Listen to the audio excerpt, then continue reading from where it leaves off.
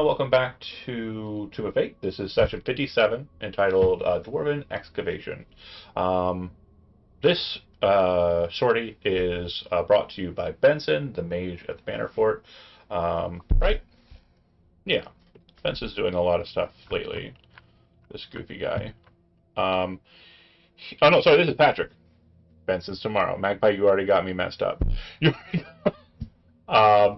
Patrick, who is kind of doppelgangers in the fort. Oh my God, Patrick is Benson. Um, anyway, so he has been doing some excavation work, kind of looking around. He's been kind of making sure that the area around the Manor Fort on the north side is safe and free of Legion efforts. And this is such a circumstance.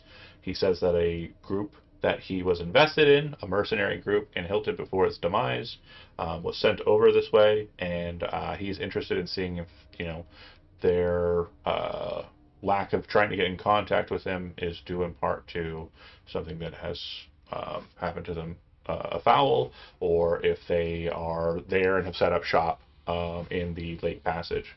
So the Lake Passage is the space between Lake Lorraine and the lake I have not named. The reason why the lake hasn't been named is because originally it was going to be gifted to another dungeon master who didn't eventually run. So the lake is currently nameless, but if you want to come up with a name for it right now, whoever says something first, that's the name of the lake. Lake Demise. Lake Demise. Cool, that's it. I'll put that on there in a moment while people are talking, but we'll go ahead and start doing character introductions. I'm going to start with funnier, and then we're going to move to more serious, I think. So starting with Thorn, Tom, go ahead. First of all, how dare you? I am offended. Why am I not funny? Look at that. Magpie, dare you? You're next. And also, here's why. Go ahead, Tom. Thorn Starmoon of the Grey Orderless, perhaps you've heard of me, has been very low-key for a while in the Manor Fort. I can see Magpie is already dying. Because when we went out a couple of months ago for, or days, it's time's strange. When we went out there to climb to the top of the mountain, I wasn't my normal self. So when I came back, my friend Yulibai said well, he doesn't really say anything, but that my ki or my chi or chakras were off. So I spent some time with Mindwind, going through what I call you're killing me, John. No, pause for a second. So Yulibai, played by Joe Orbick, we all love, and he'll be, I think, in the game tomorrow. But his character is a vow of silence. He doesn't say anything. Thorn just said he didn't say anything, just like as a throwaway line, and then explains how he gave him detailed information about ki and shit. So let Thorn imagine this whole conversation in his head. Continue. First of all, Thorn also has telepathy, thank you very much, through a helmet. That's right. Sorry. That's my dumb. Anyways, went through what I call a spiritual retreat with Mindwind, and keep that term in mind. I think it's going to be a very big thing. Got my chakras in line. Now everything's perfectly fine, so I'm ready to go find some dwarves. Is that? Yes, dwarves, and prove how noble I am. Clarion, you were there when the ghost said I was noble, right? Remember that? Yes, very noble. And then, as far as downtime activities, we'll just work through those since everybody's done with them. That does remind me, one last note. Good. Closing that off by brandishing last rites and showing that I have somehow attached a flute to the hilt, so I can now play my very famous sword. Yes. The sword is now a musical instrument. Totally okay with that. It's done decently, not terribly. It's, I believe, a flute, and I believe if people are familiar with the Power Rangers game and were mad that there wasn't a Green Ranger, it's very similar to a Green Ranger's dragon dagger. Anyway, next up is Titania. Downtime for Thorn was a bunch of time with Romilda working on the finale. Okay, Titania. Magpie, go ahead and tell us about Titania. Guy. Mustache. he's really interested in what everyone has to say, but doesn't always look like he's fully comprehending. So he just Okay. watched this whole thing and was just like, chi, chakras. Yeah, yeah. Mm-hmm. Exactly. He did just get a cool sword. Same. Doesn't have any idea what it does. Just that he feels very attached to it. And he's just here for a good time, not a long time. Also, cool boots as well. Keep in mind you do have cool boots, which give you That's right. give you the ability to fly. It's definitely something that is outside of normal, so I want to make sure you're aware you do have the ability to fly. Aelin has apparently been Titania's main kind of source of interest. Aelin is the monk who not many people have interacted with, and you are learning meditation. So the first training from Aelin was physical. So you learn how to brawl in hand-to-hand combat, and this is seemingly kind of leading you towards more of a understanding of your own body and becoming more durable through focus and meditation. Okay. I feel like Aelin is very frustrated. Trying to get him to focus, but he will get there one day. I think it's actually an interesting kind of thing. I think a state of clear mind is very easy for Titania to find. Yes, that's true. So when it comes to clear your mind, he's done. Done. No thought. None. Zero thoughts. And Aelin's there's a single brain cell just bouncing. Ignorance is around had to save the budget for the mustache. Totally fine. Understood. Yeah, save the budget. brain cell is in the mustache. All of the brain's power is just focused on growing the mustache. Perfect. Okay, so now here's the fun part. So I said funniest to least funny. So now whoever I choose next, one person is going to be upset, and the other person's not going to be upset, or is going to be upset because they think they're super serious. But the next funniest character for me, because the least funniest character is obviously. So Sapaku, you're next. You son of a bitch. As if I care. Everybody's upset. Perfect. I know. Mission accomplished. You're muted. You're muted, exactly. I disagree, but okay. So, Cloran is a gnome. I think everyone knows Cloran but Titania. As Thorn is giving the spiel, Titania is nodding and yes, yes, and clearly obviously has no idea what the fuck is going on. And Fridweird is skulking in the corner. Cloran has the look and the attitude of the only adult in the room. She clicks on. She to do her magic. She uses this beautiful shining river opal, and she manipulates it and turns on her mage armor. And there's a secondary effect that also kind of coats her in this shining protection. And so I'm setting up my Abjurer's Ward and my mage armor. Perfect. She will also will pull out a little frog, and she will say to Titania, "This is gelato. Gelato's going in your armor. Don't mind him. It'll help me protect you during a fight." Ooh. Magic frog. Yes, magic frog. Blind. Okay. All right. And then Okay, wait, and then wait. The camera zooms in on the frog, and it And blushes. he's just No, he blushes. His little cheeks blush, and he has a little heart. Cloran was one of the main people responsible for ensuring that the Angel Gabriel's skeletal structure was removed from the magical pool near the Manor Fort and brought to the Manor Fort to serve as an icon or beacon of kind of like faith and protection. Cloran has just recently finished studying the remains to kind of understand its power. Cloran has gained the Fly spell. This is a spell that's always considered prepared for you. It is not a spell that you have to prepare, and you can cast it once without expending a spell slot.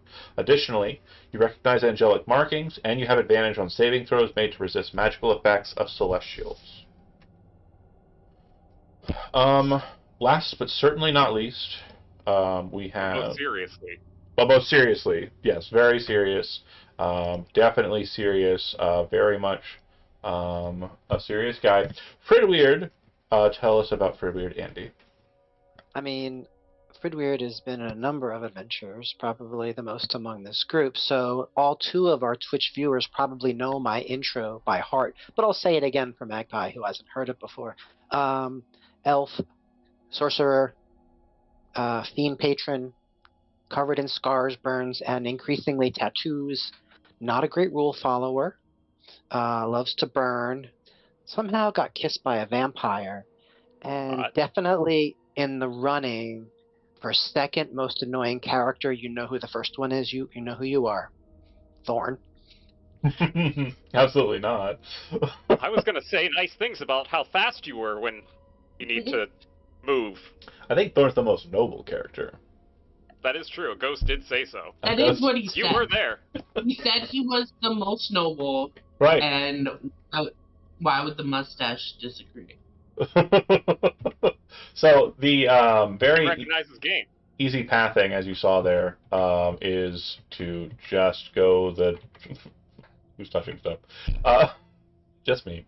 Is to move through the Dragon Barrow in the empty field to the north of your location. As was mentioned in the last game we played that moved to the northern side of Azumaten, you would notice that the Skyfall Dungeon, which is kind of here-ish, does appear to have lights of a bluish color kind of emanating from it through its very strange structure. Blue lights are typically affiliated with ghosts. Ghosts have kind of a bluish hue in this world. And so that spectral light is present. When you come to the Dwarven excavation, basically what you're looking at are two locations that are quite a distance off of the road, to the left and to the right. And you've been kind of told exactly where these are marked and what they are supposed to be by Patrick. Patrick has stated that the left passage is where his crew, the mercenaries, were supposed to have... Sorry, the path on the right is where the crew was supposed to have gone to meet up with a group of dwarves from something known as the House of Hammer and Raven.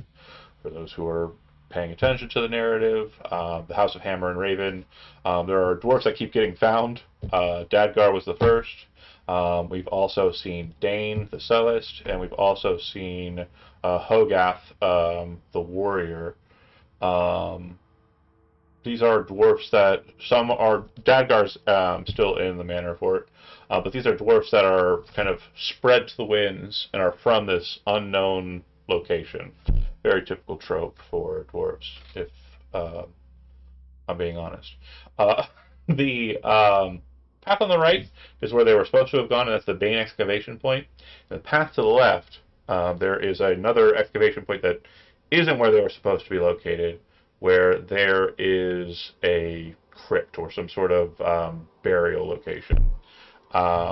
Similar in kind to what we've experienced in the kind of hills near the Royland, the Vazriel, but potentially not Vazriel, potentially some other society's burial site. Secreted away in the rocks on the eastern coast of Lake Lareed. So at this point, you have two choices, and you as a group need to decide on one. Left or right? Always left, right? I mean, Well, either that or right, left. Cloran would like to peer around to see if there's any clue as to what might be a good place to start. Not There's really. no clue. Yeah, basically it's a hill with a mouth on its side to the left, probably about quarter of a mile that way, near the lake. And then a quarter of the mile that way, near the other lake, there's a hill with a mouth, like just an open cave. Oh, the ship posting starts. It's a Yeah, I'm okay with. Well, I'm glad to follow anyone's lead. Left is what the himbo says, but it's up to the other two to put their votes in. I think Claire, We can ask the frog. seems pretty random to me. I'll follow. Follow mustache dude. follow mustache.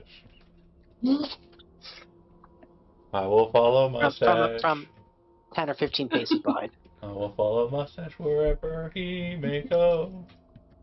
Yeah, I'm working on a song right now. Don't worry about it. There isn't a lake in death. I don't know. I'm doing my best. So left. Okay. Cool. Great. Let's go ahead and get it started then. And interestingly enough, a bit more fun on this end. So, Cloran, Titanio, Fridweird, Thorn. Got it. And activate. It is dark in the cave, as would be expected. I believe everyone here, with the exception of Thorn, has dark vision. Accurate? Correct. I also am probably the only one that can't fly, based on what we were discussing. Sure. Is there anything you'd like to do to remedy the fact that you can't see? I cannot see. Oh, right, human. Sorry, two of you can't see. Do you want to light a torch, Thorn, and have torch in hand? Yeah. And I've got the devil sight. Yeah, that should already be added. Sweet. Ooh. Yeah. Okay. So you can now see Magpie and Tom, right? Yes. Okay. Yes. Cool. So Natasha has a question. Mm-hmm. What's the frog's name? Gelato. Oh, that's right. Gelato. Okay. Thank you. So, like a pistachio gelato, I presume, like a nice kind of like soft green. Lovely. Love that. That's right. So yeah, there's a momentary second when you first kind of enter into this cave where you see what looks like a humanoid figure in shadow, but then it seems to kind of warp and move in a way that doesn't seem to be natural, and it seems to kind of like back away out of the kind of area and kind of disappear. When that happens, your eyes are drawn immediately to this area here, where it does look like you see, on the ground, 3 dead bodies. There are That's not auspicious. apparent provisions placed here. Looks like a group that was prepared to camp here for some time. And it looks like a small camp. Based on what you can see, the campfire that they have set up, it looks like there is kind of a natural kind of flue. The ceiling has these kind of clefts and holes and kind of divots in the ceiling, which lend themselves to kind of letting smoke kind of move out. And that's probably due in part to kind of like water, erosion, etc. Does look like there is a path to the right there where the weird dark figure kind of moved away. Yeah, there's the 3 bodies that are present there. Do we see any footsteps around here? I'm going to move forward towards the bodies. Yeah, it definitely looks like there's plenty of footsteps on the ground. It does look like this is a pretty decently trafficked area, for sure.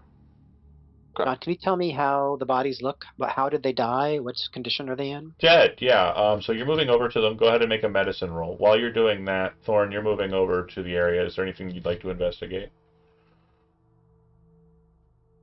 I guess just from a quick look, are they A Goliath. There's a Goliath, a human, and an elf. Do they appear to have any silver daggers on them? They do, on their belts. One of them in their hand. So these are potentially part of the Silver Fangs? Is that right? Was that what we're thinking? Yeah. Do any Yeah. of them have pink hair? No. Well, then Grinvalia is still probably alive And, somewhere. and as far as you can tell, these appear to, and again, these all appear to be male-presenting individuals. And based on like what you were told by Patrick, the party was Gwenvalia, female-presenting, and these three individuals male-presenting. So Those it other looks three. like Sorry. one is an archer type, one is a board and sword type, but I can't tell what this one is. Goliath, Yeah. Goliath fighter of some sort, maybe. maybe. Big, Looks like strong. They had a halberd. John, I see on the map something weird in green here. Can I see that as Yeah. Cloran? You see what looks like a mushroom patch. Do you wish to go investigate it? Yeah. Watch for poison, please, Cloran. Okay. Go ahead and give me a nature roll. While Frid is, this is basically happening simultaneously while Frid is looking over the bodies. Thorn's kind of like doing the very easy kind of putting 2 and 2 together and coming up with about 17. And then, speaking of people who aren't good at math, what are you doing, Titania? I'm gonna look through the supplies for Cool. anything Give me an that investigation. I think. Oh,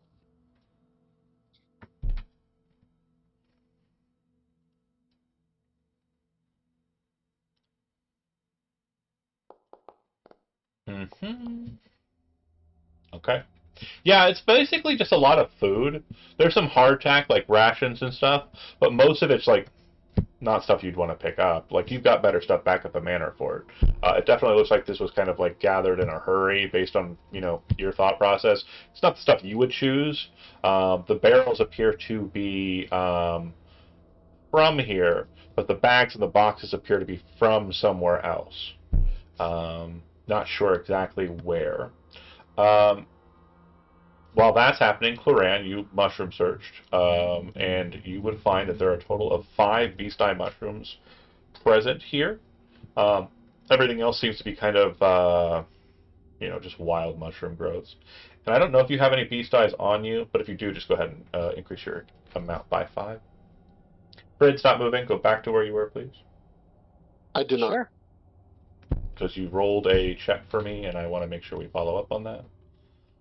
So, Okay. you look at them, and they do appear to have very strange patches and splotches. Like, it almost looks like their bodies, like, boiled. Like, not by heat. Like, boils grew on their body and burst. Like, cysts and, like, cavities filled in their body and burst with, like, kind of like a pus and ick. Okay, so they weren't killed in melee. Does it look With like your it's the kind of... with your check, you're not sure. Like, you just notice Okay. that they look like they had these weird boils on them and like cysts. And as you're doing that, and Thorn, I'd like you to make a perception check.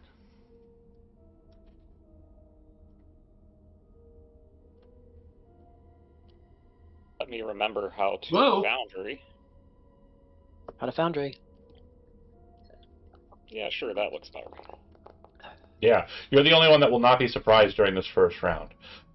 My From- diagnosis is fucking dead. From above Now the what? bodies, you see a very, very subtle twirl of the air that's kind of blue in color, and you start to see manifestations of what appear to be specters of the dead bodies before you manifesting there.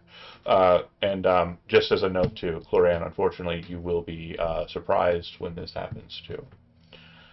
Okay, Great. I'm going to go ahead and put us on the, we have an initiative board. Feel free to go ahead and select your token, do all this stuff. Bork, bork, bork, the dog said. I do the toggle combat state does not seem to be working. Fuck me. Oh well. It did, but it's not typically what you want to do to roll in this game. Yeah, you can select your token, right-click it, and then choose the 2 gray swords at the top, and then there should be an initiative button in your buttons at the bottom. It's a lot easier that way rather than toggling your Gray states. swords. Where are the... Oh, great. Thank you. Sorry. So Yep, and then click the initiative button. That's just very above your... slowly. your name or your picture on the bottom there. There should be a little. Yeah. Please roll well. You didn't. Okay. So then I'm gonna roll a few dice. Oh, thank goodness.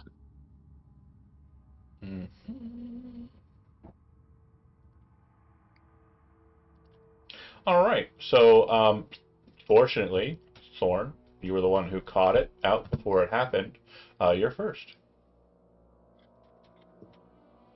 This one is. It doesn't look like it's going towards you. It looks like they're all focused on Fridweird. Well, I would like to very heroically play a very jarring note as a bonus action for Mantle of Inspiration on the group.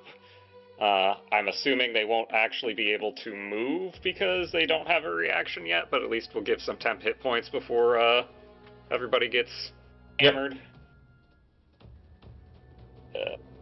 Yeah, I was looking for one specific phrase from the group, and I didn't get it, so yeah, everybody's kind of caught flat-footed.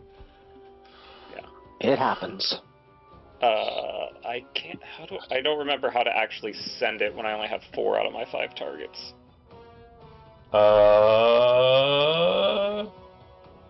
Select one of the other, like, the creatures and throw it, and I'll not let them get it.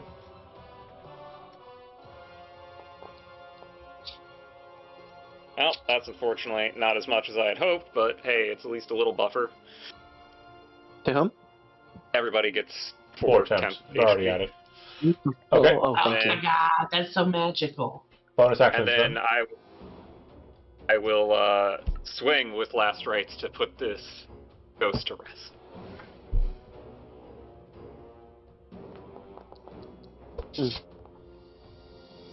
Double hit. 17? That hits. Okay, Yeah. sorry. Yeah, sorry, I was trying to find where the damage button was. Oh, right. It's been a while. Nice. 18. Okay. So, you would notice that when the damage is dealt, you kind of cut through this specter that's basically Goliath-shaped, and you kind of tear into the ectoplasm, throwing it to the ground. What you'll notice is that it's not as effective as you would hoped. It is a magical weapon, but that's not what these things care about. It still bloodies it, though, causing the ectoplasm to kind of splatter onto the ground. Thorn done?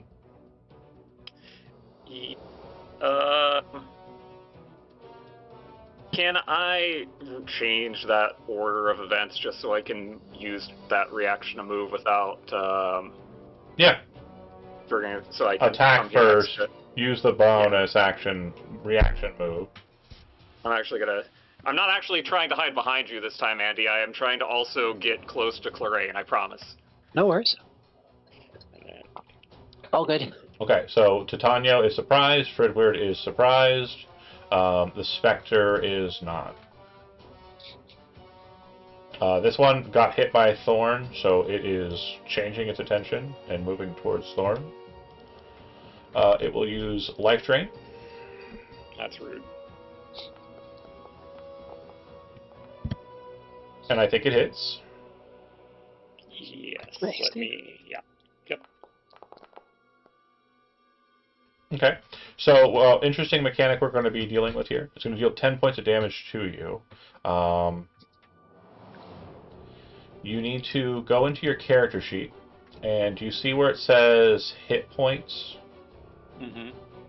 If you click on edit, it'll put a cog above the hit points. You see that there? Yep. Hit configure hit points, and then you should see that there is a maximum override. Mm-hmm. Oh wait, no, sorry, not Want me to that. what am I? That's not what I want. Hold on. Temporary maximum. So change that to 10 less. So it should now be a 28.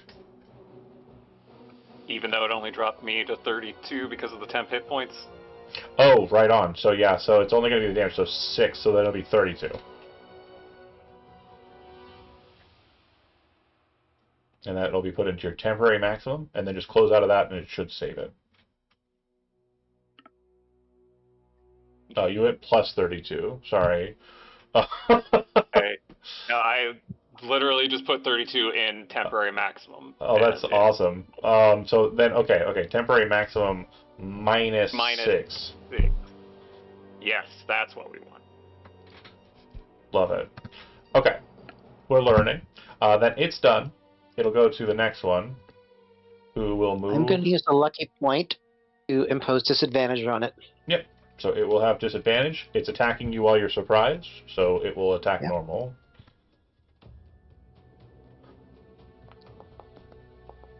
I believe that hits. Ooh. Yes, it does. 7 damage to Fred Weird. You got the memo on the how to change your hit point maximum? Do you need any assistance No, going? Okay. Yes, please. Open your character sheet, and then click It's the open. edit button on the top left. Yes. It should put a cog next to the hit points on the bar. You see the little cog there? Uh, It's like right above temp. yes. Click that. And then where And it then- says temporary maximum, change that from a 0 to a -3. Okay. Okay? Yeah, I think I did. Is that -3? Yeah. -3. Okay. Yeah, Then I perfect. press the cog. Okay. It'll go to the next one, which will also come for Fred Weird. And I will also use a lucky point. Is it a reaction to use a lucky point, or just it says to use it? It is not. Okay. I don't see any thing like that. So normal attack instead of with advantage. Right. That's a miss. Yeah. And then it'll go to Cloran, who is surprised. And then it'll go to the Wraith, who will also life drain with advantage.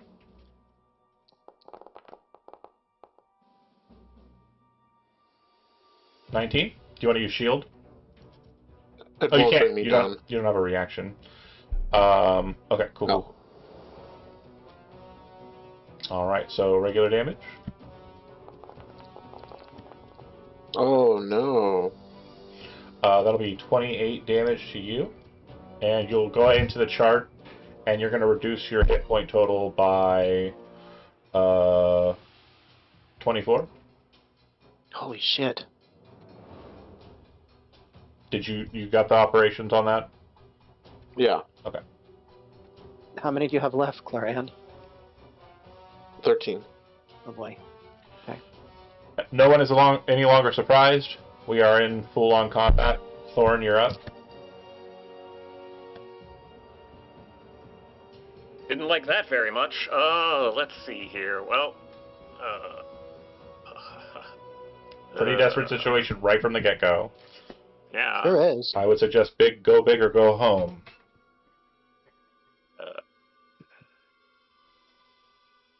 Move back, Thorn, when you're finished, please. Back, back, back, back, back. Can't. He's in he's in threat.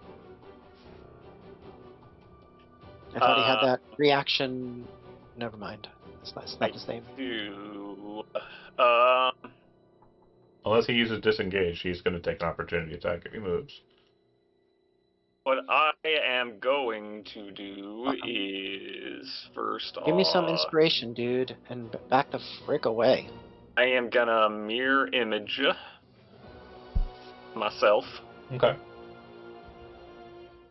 and then I will once again use Mantle of Inspiration since people have a reaction now.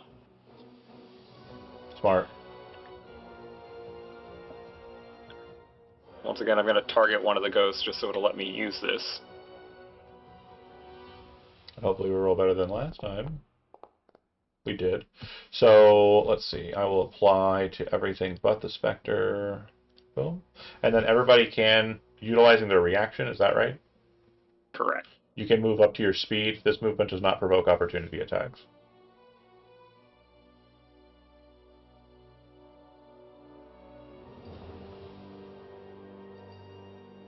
Get out of there. Move. Honestly, Yeah. it looks like they're forming a bottleneck back, and I think they would tell the himbo that's the case. If you want to go a different route, you can. Yeah, it seems like... Okay, I just want to make sure that. Yeah. So I don't know why, but I'm not able to move. Oh wait, You Move might have down. to move Yes, I down can. before you can move over, yeah. There we go. I got you. You're moving to the back of the line. And then Thank you. Titania, you would go here. Is that fair? Yeah. So now we have a himbo wall and a line of casters. Okay, Thorn done? Because you still have your movement. If you wanted to be behind Cloran, you could. I'm not that much of a coward. I'm getting us all arranged, and then Here. Before you end your turn, though, I'm going to go ahead and have you make a free religion check. Jack of all trades is the reason why I'm allowing it. let me open up my sheet again. 'Cause as we all know, Thorn Star Moon is just as religious as Moonstar. Yeah. 15 is good enough. These are incorporeal undead, specifically of a darkness variety. If you were to go outside where it's perfectly sunlit, they would not be able to follow. If a retreat was in order, it would benefit you greatly. Himbo. Much like me after a concert, they don't like the light, so if we want to get out of here, we'll be alright. Himbo. So it seems like you are the last, or the current line of defense. It is literally you. If you would like to ready an action, Okay. or if you have any actions you like, dodge is a good one. I'm a big fan of dodge. It's up to you how you want to play it. Okay. I think if so Thorn is calling retreat. He's gonna hold the line, but I would like to take the dodge action. Okay, perfect. Love that. Okay. And that's it. No other. You don't have any bonus actions or anything, right? I don't think. I don't think I do. Can You he can- hold a movement? Like after the dodge, like at last one out, then I move? No. Okay. It'll basically come around like that anyways, so I think Yeah. it's okay. Okay. Yeah. At this point, healing anybody isn't going to help you, so group recovery is not going to do anything. So yeah, it's best to just dodge and hold out, because everybody's hit points were reduced by an amount equal to. I'm just cheating with temp HP. Titania done. Frid. Yeah, Frid's gonna take his movement and move. Where's the exit? Which way? Right there. Yeah. Is it? I'm sorry. Is it up or down? Where the way? Right where you're at. That would be about. Okay. Are you going to Great. cast anything before you go, or are you just running? No, I'm definitely gonna cast. I just wanted to get here before I do it, Okay. and I'm gonna cast Fireball, of course. Come on, let's not be dumb. My man. Got like 6 different ways to cast the damn spell. I do have 6 different ways to cast Fireball. My hero. Where's the spell? There she is. Okay. Okay, so of course we're gonna put it. I could put it right here, right? Is that fair? Is that fair? Wherever you can John? place it. Yeah, I mean, as long as you can see it, sure. I mean, I can't put it here though, right? Just place it in the center. I can't I mean, why are you trying to put it behind them? No, that's fine. I just want to understand. Yeah, Right there. He doesn't want to blow up the sweet himbo. I think you're overthinking it. Yeah. Okay. So DC 15 saves. Yeah. Oh my god, you almost singed the mustache. I know, right? The brain cells, they'll never recover.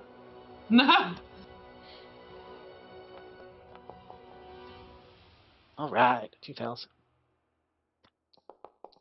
Damage. Yep. That would be. Not bad, not bad, not bad. Oh. Hey, Lola. Lola's here to save the day. And then I would take the rest of my 5 feet of movement out. Good girl. Okay. When you detonate the fire, you notice that one of them just evaporates, and your last 5 feet of movement is going to put you fully out. It's just going to put you right there. You're still technically in sight. Fine.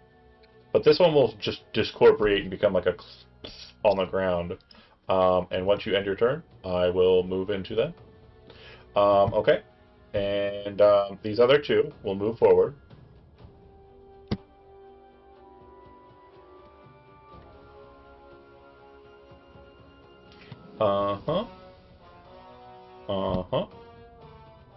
Targeting Titania will both make life drain attacks. We have disadvantage.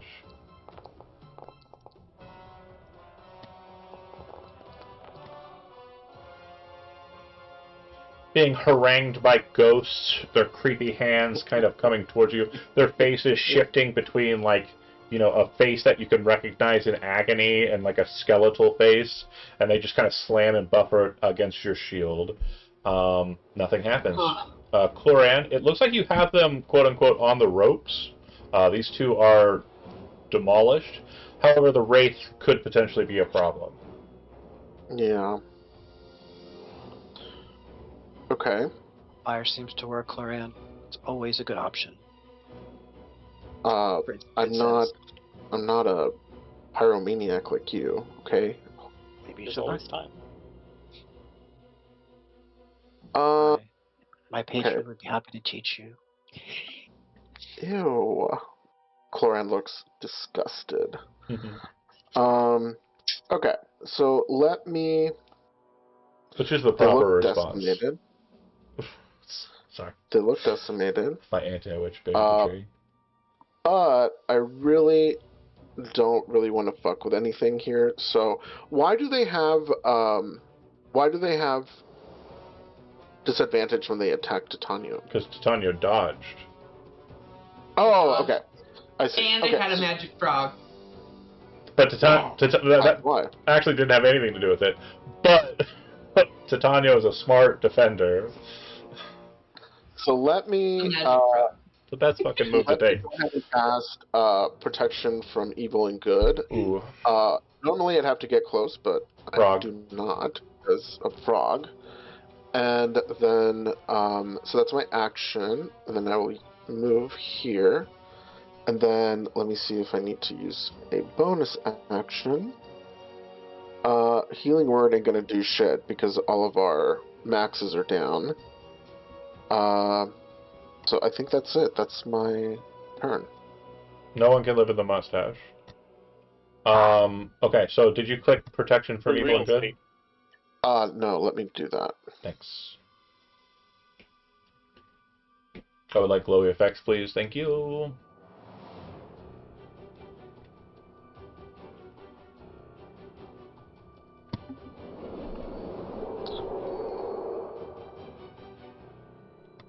Alright, that's it. Nice. Yeah. I love that. Ending your... let me end my turn. And then you, Thorn, would, again, having seen these things kind of just create themselves from thin air, effectively moving through walls, it is no surprise to you when the Wraith comes through the wall. It looks to Titania, and there's like a... And then it kind of shifts its attention towards you, raises its hand, and swipes necrotic energy flaring towards you. I do have mirror images, but seeing how Clorane's kind of limping around, I am also going to use a lucky point to impose disadvantage. I am not getting touched by... Oh yeah, no. It hard swaps. Okay, well, it's gonna miss. Unfortunate. That is its turn. You're up. So it does look as though the himbo's definitely causing the Wraith, a bit of... It's scared of him because of the protection spell. The two specters do not seem to be any the wiser and are going to continue to tangle with him regardless. More mindless than the Wraith.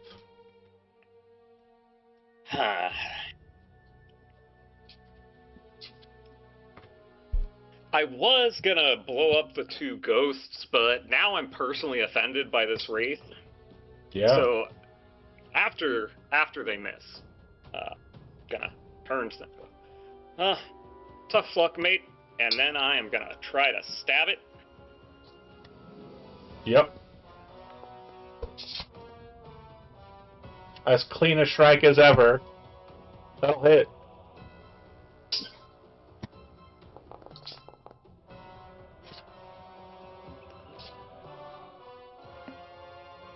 You know, It's like the three-eyed snake. yeah. That's a warning shot. Well, it hits him, and it does hurt him. Not substantially, but it does hurt him. He does seem to, again, these things appear to be incorporeal undead. They are reflexively resistant, but it does hurt him. That it? Absolutely not. I am, once again, well, You know what? I like to live dangerously. I've already used a bunch of it. I'm just gonna go. Okay. You can't move off the board like that. But, yeah, you're technically outside, as the other two are as well. That's fine. It'll go to the himbo. And it does look as though they are going to stay in fighting with you. But it will definitely be a hard-pressed operation. Protection from good and evil makes dodge useless. They both do the same thing. They'll have disadvantage against you regardless. So if you'd like to attack, you can. If you'd like to get out of here, as your friends are doing, you can take the... you can just take the disengage action and book it. Yeah. I think I'm definitely gonna do that. Like, Okay. he's dumb, but he's not that dumb. Again, they're on the ropes. I mean, you definitely have two of them bloodied. So... Yeah, but I also got the wraith behind me. Yeah, but then you have a bunch of casters out in the sunlight. Oh, true. Fuck that. I'm gonna fight. It's your call. You don't have to if you don't want to. Running's a valid option. Better part of Valor. All for it. Why don't you go to the doorway and say, "Come follow, bitches," and then see what happens. Yes. You could move and hope that attack, move and hope that the disadvantage they have from protect evil and good is good enough. You've got lots of options. Do you go out into the sunlight? Well, Yeah, I go like right to the edge. Okay. One thing that every single one of you is going to notice is that the second that the himbo starts running away, all three of the remaining ghosts seem to discorporate from vision. And as you kind of look down the barrel of this cavern, you're not sure if they're still where they're at or not. It seems like the vision that you had of them was present only because life was close to them, and they do not fully incorporate if there's no life near. So, Frid, it's your action, but they're all invisible, and you're outside. How would you like to proceed? Yeah, I would say I think maybe we took the wrong turn. Maybe we go right. Yeah, maybe right. I like that idea. Okay. Are we full on retreating then, everyone? I mean, we might come back later. Who knows? Maybe they'll be reset. They might reset though. We'll see. Just for fun, I would like to fire a Starry Wisp blindly in there. I know it's not going to hit anything, but just as a nice parting shot. Yeah, and don't come back out again. Doesn't do anything. Doesn't seem to hit against anything. So there's just like a mode of light that goes through and then dissipates. Okay. We are retreating back out to the road, and we are then moving towards the other cave on the other side. Is that right? Yeah. We'll at least go see what's over there. Okay. This is going to be a dark screen for a second. And then... I might die today. So, what I will say is at any point during this game, you can take a short rest, not a long rest. But I don't think... Let me double check here. Hit point damage. When does Spectre's hit point maximum go away?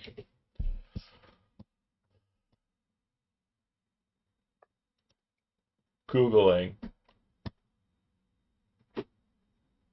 Yeah, long rests are the only way to regain all damage from maximum roost. So, yes, you are stuck with what you have currently for the remainder of the session. That is accurate. Oh, we confirmed that 3 of the silver daggers are dead. We're good, right? We completed the mission. If we're supposed to be able to see anything, I cannot. No, not yet. I was just checking to see if there was any thought processes on anything, if you wanted to take a short rest or what have you. You should now be able to see that you're in another cave. And again, I understand you can't see again. I'm fixing it. Hold on. Updating. I was told I should be able to see. Yeah, this cave is a little bit wider on its walls and higher on its ceiling, whereas the ceiling in the other was much better cave. 10, 15 feet high. This is a much wider space. Up ahead, some of you, I believe, can see that there is a wall. This appears to be very similar to if any of you were at Hammerhome. Probably not. If any of you went to the Dwarven Abandoned Mine, the structure seems to be a heavily reinforced dwarven barricade. The door looks like it has been sundered open, and yeah, it is currently, again, yeah, broken open. Beyond it, it looks like there are more crushed walls, like this is some sort of settlement or structure that you're walking up to and into. Are there any dead bodies? I don't see any. There are none. I could see pretty far. Okay. Because I've learned that's a sign you shouldn't go in there. I could see up to here, Mm-hmm. and I don't see any bodies. Cloran is extremely relying on the buddy system right now.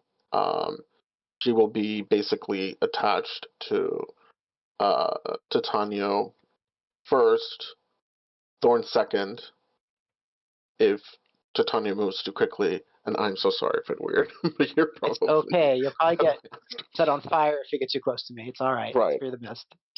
And my songs do make you feel strong. It does give me a strong reaction. That's right. I mean, I'd probably be falling over at this point if it weren't for the way I can heroically play this flute. That's true. Actually. That I invented. How long did it take us to get here, John? From so the other mouth? It's about a half a mile, so not that long. Okay, so protection from evil and good lasts 10 minutes. Yeah, it's probably going to be on its end length here. Okay. So I would like to use a bonus point, not a bonus point. What are these things called? The thingy points, the focus point. To replenish 2 spell slots. Okay. Using your arcane recovery feature, basically taking using my arcane recovery feature. Yep.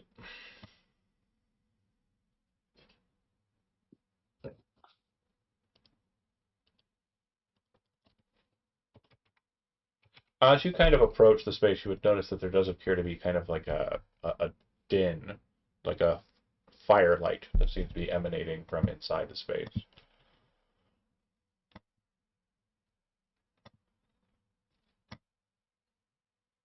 I think this is where the dwarvish excavation was supposed to be. That's right.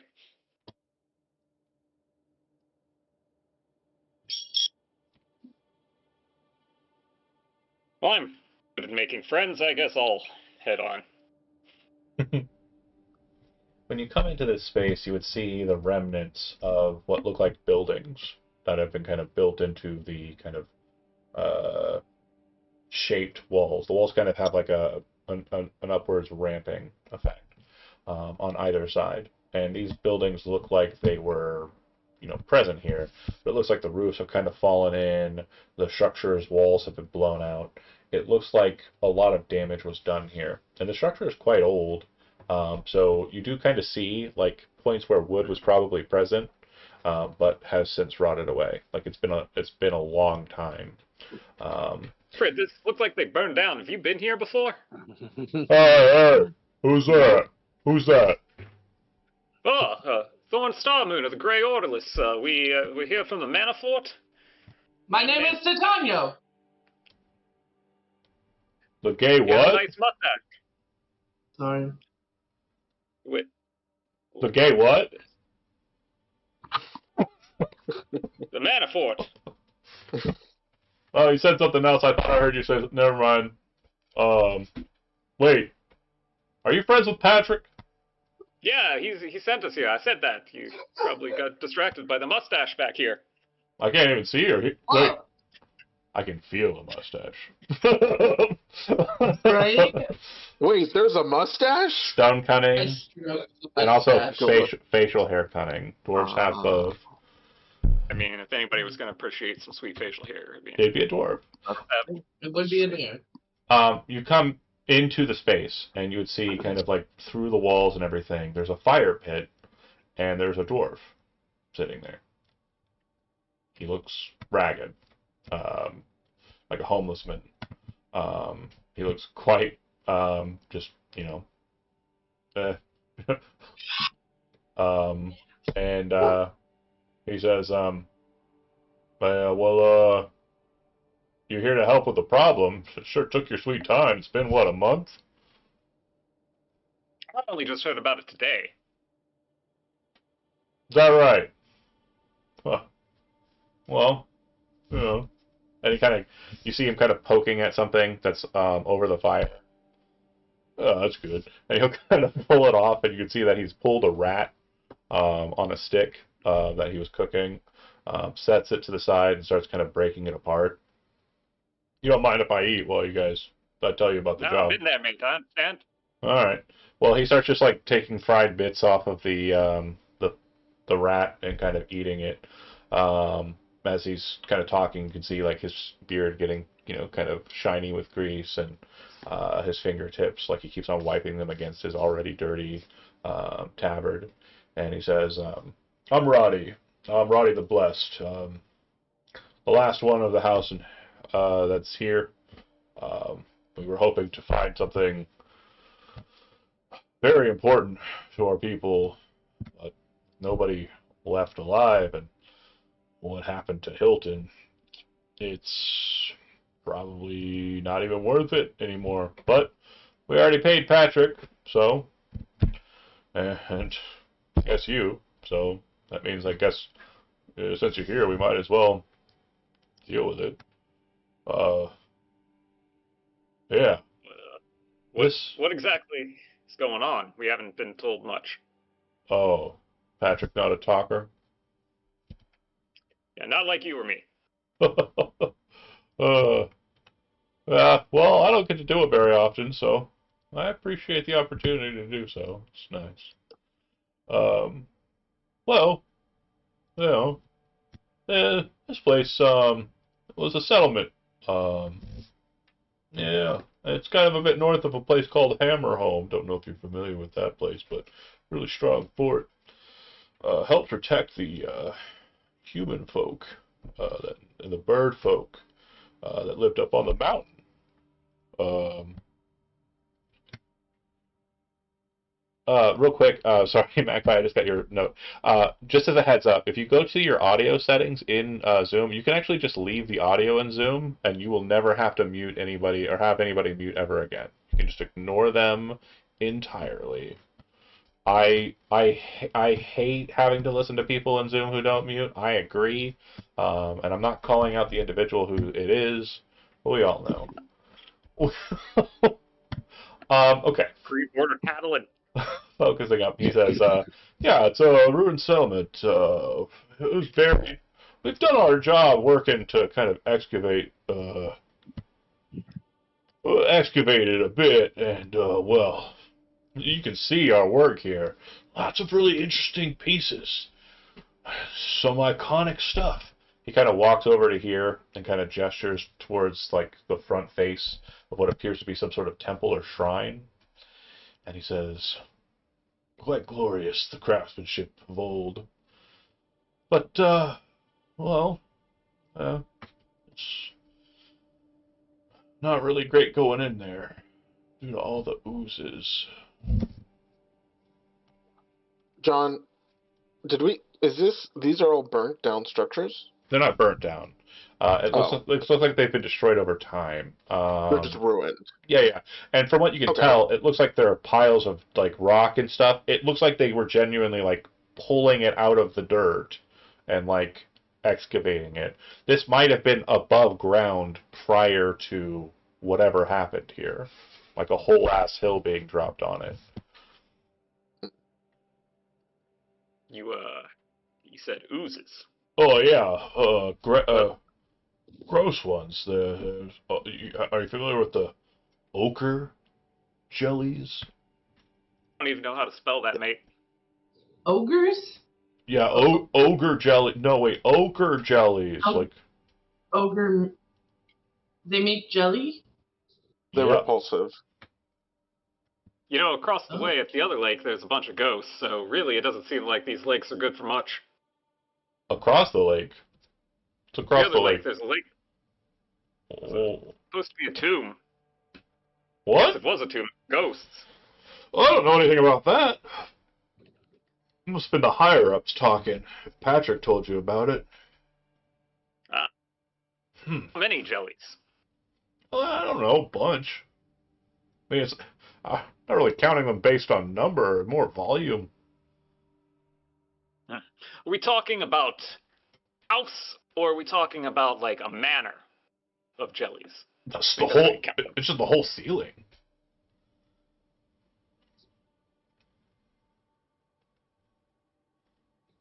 No, thank you. Do you know if they're flammable? I haven't tried. I'm gonna be honest.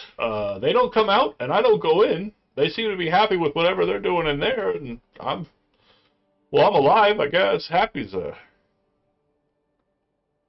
state of being that I'm not familiar with of late. John, I think we. Have you tried meditation? Spiritual retreat. He looks at Clear your mind. he looks at the gnome. Everybody's like, she seems to be kind of looking at him intently. What were you gonna say, Sophocles? Cloran looks dead inside. Well, okay. Well, so does he. So does Roddy. Bond. They Yeah. can bond over that. So, John, I want to ask you. I think I'm pretty sure Cloran has dealt with ochre jellies before. Yeah. So I would know that they can be hurt by fire, right? Yeah. You'd also know Okay. that it's probably not a great idea to cut them or use lightning against them. Okay. So, yes, fire would be perfectly suitable. Thumbs up to Fred Weird. We got just the guy. To get rid of ochre jellies, if that's the task here. Sure. Great. Yeah, that's what we paid you for. So, he kind of gestures, moves back over to his fire, kind of pushing Titania out of the way, sits down, and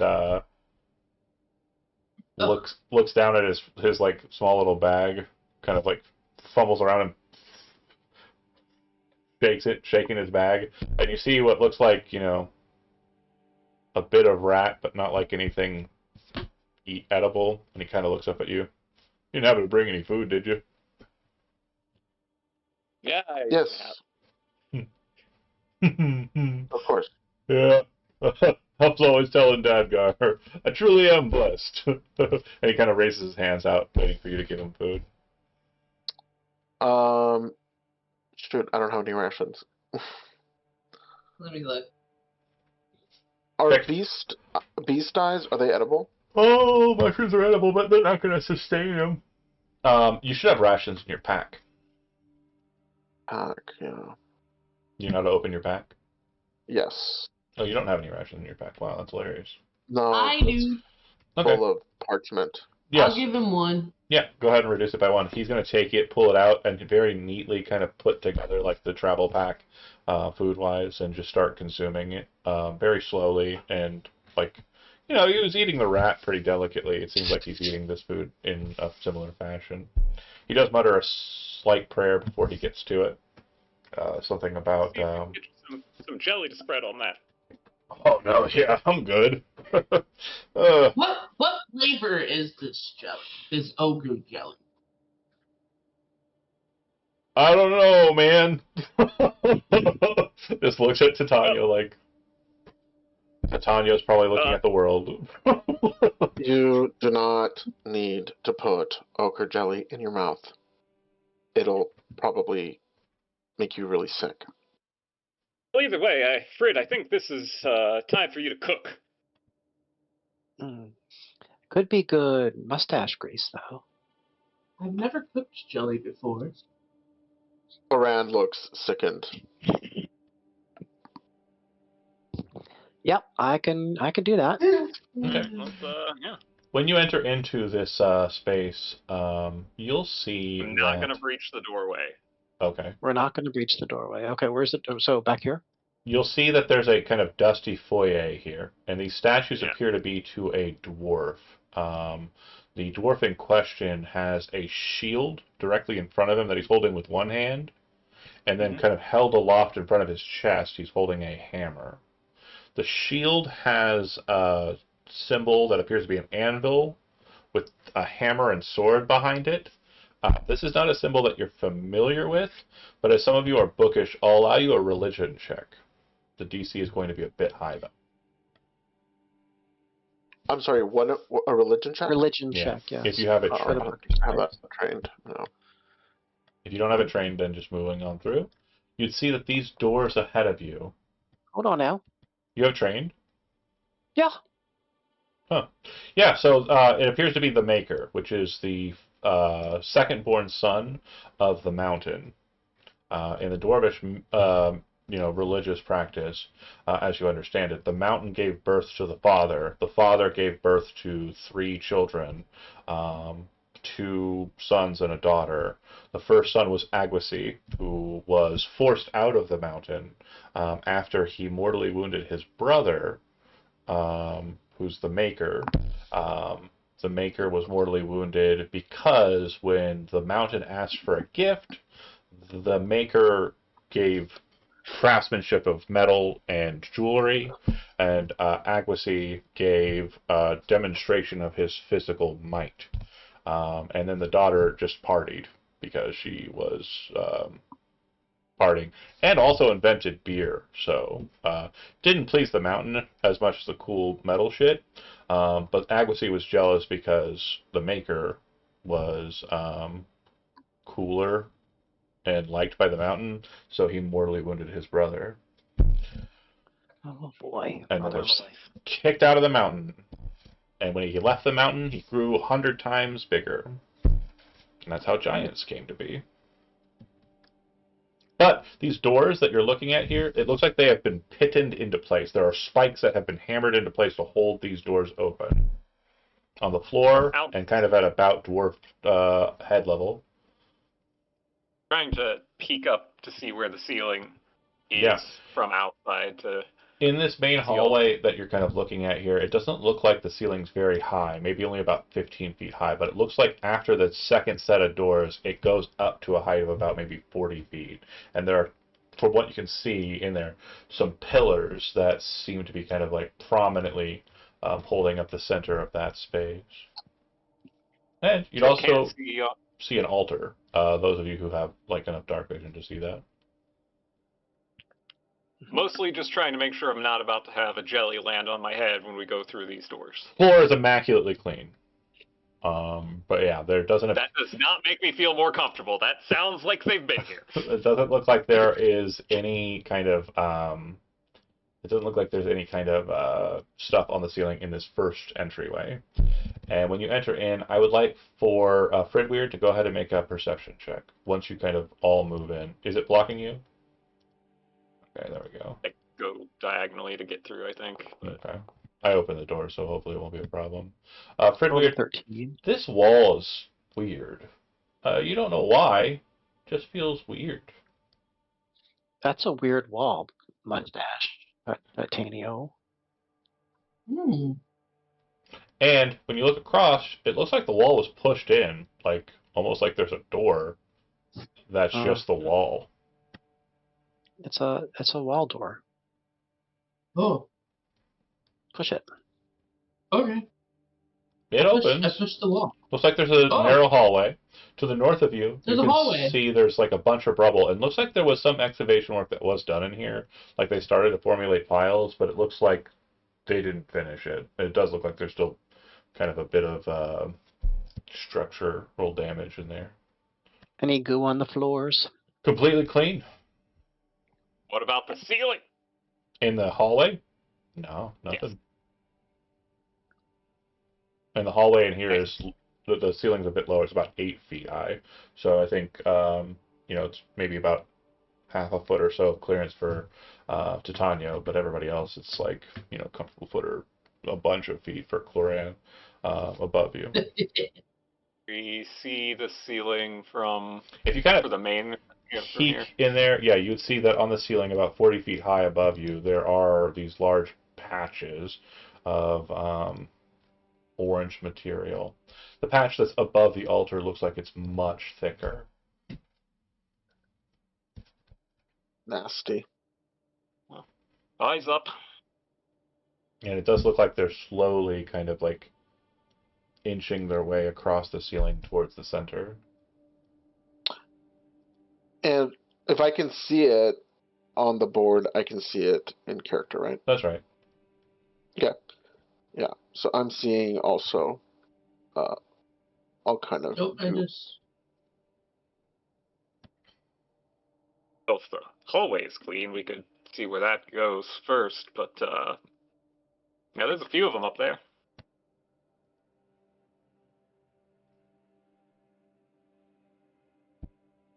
Titania, you start heading down the hallway? Yeah. Okay. Cloran immediately follows. That's right, Shimby. You'll find a door on your left side. Again, I'll tell you if something happens. Just feel free to move for pacing purposes. But I assure you, it's fine.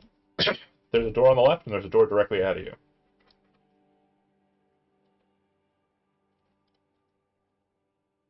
Okay. I'm gonna check this door. Yep. When you open it, you should be able to click the little door button. It's a very narrow hallway, and there's another like panel door, but it's the back end of it, so there's a handle on it. Or wall door. I wouldn't open that one. That's where the jelly is. Oh. Okay. I go look at this door. Yep. Looks like you enter into a partially collapsed room, and it doesn't look like there's anything to it other than a bunch of rubble. It looks like it might have connected with something north of it, but that entire section, the ceiling and everything, has crushed in.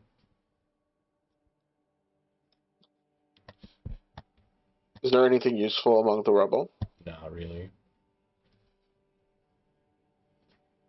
Come, gelato.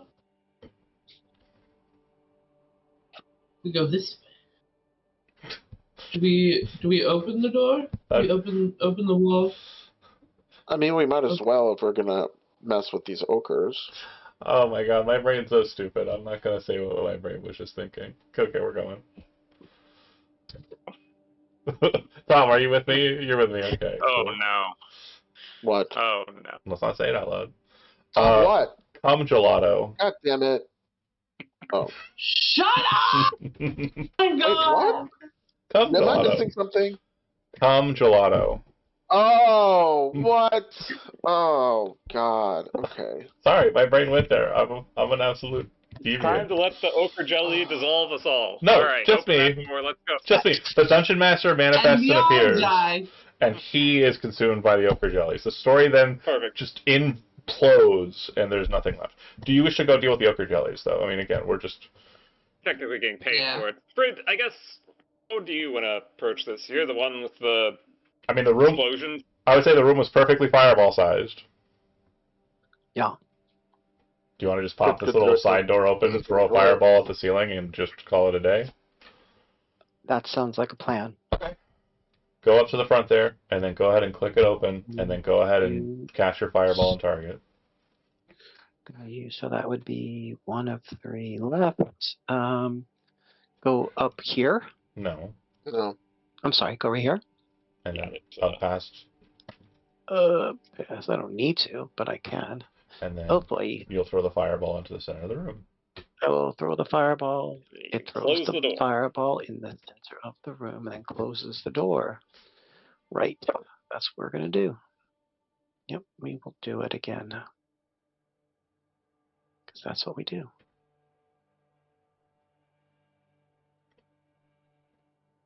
Alrighty, righty. Good join. Go ahead and click the damage.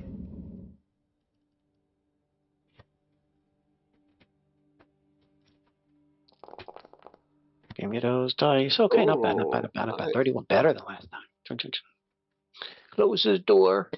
You can see a massive explosion. You see a bunch of ooze splashing all about, and when they drop down, you would notice that they seem to do so in a greater number than they initially had. Oh, man. The room is now covered. The floor entirely is covered with ochre jellies. It looks like there's a shit Fine. ton of them. You can. You still have more fireballs, right? You then close the door, you said? Yeah. Okay, so they just start meandering about aimlessly. And when you kind of see them, Thorn, kind of moving in kind of your direction, it hits what appears to be like an invisible wall in the main door. And it seems to be kind of like splashing against it. Like, you know how when you're looking in an aquarium, you can see water kind of pressed up against that surface? There's a surface there that appears to be... So maybe, Fred Weird, we go back and you do another fireball while they're distracted. Moran, you're taking for granted the power, energy, and sacrifice I'm making to cast these fireballs. I don't have unlimited number. Well, you wouldn't have to make a sacrifice if you had just studied instead of signing away your soul, but here we are. So, do you have any fireballs left or not? I do have a fireball left, yes. All right. And then maybe a couple in my pocket, but I have to be careful with them. So my motto is spend it now, make more later. I don't think you can cast it through that barrier, is what I'm saying, though. Cast it through this barrier? Right, because John is saying that there's like an aquarium wall. So, I mean, you could try. All right, I'll go back where I was. Okay. You have to take the long route. Stop trying to cheat. Everybody's always trying to move through shit. I'll be over here in case you get attacked and I need to, like, right. You close the door. Heal you or something. What's happening? Let's leave him there. Okay. I'm going to throw another fireball. Okay.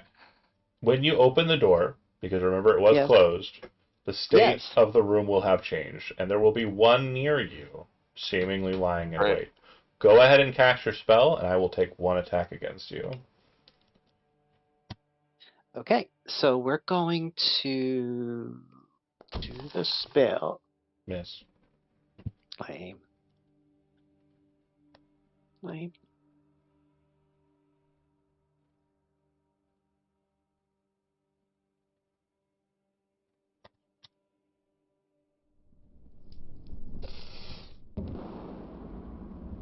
Yeah, and with no concern or need for damage, you watch as they all just turn into literal just stains of fluid on the ground. Yeah, Fred turns to Clara and he goes, You did an incredible job, Fred Weird. I'm so proud of you. He gives a slight bow. Okay. With the creatures destroyed, what would you like to do next? Let's explore them. Heroically stride into the room. Okay.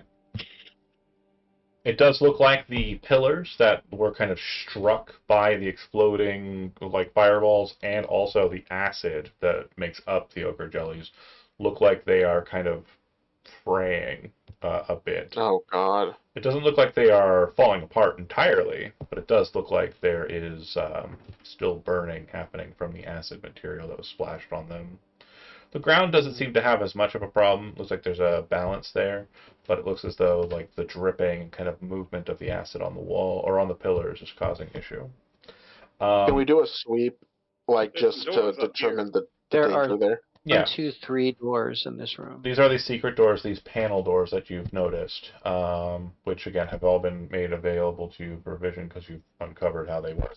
And yeah, you can feel free to enter into them. There's the altar, and there are the pillars. And the pillars, despite being slightly damaged, do appear to have some sort of storytelling going on in them in the form of like bas relief. Bas relief. I don't speak picture. I'm going to open this door. Okay. You don't speak sheep? Okay. I don't speak picture. When you enter into this space and kind of maneuver around, again, there's really no other creatures left in this space, so you feel free to move. There are also no traps. You would open into this chamber. Look like there are broken up stone bed frames on the kind of eastern wall here.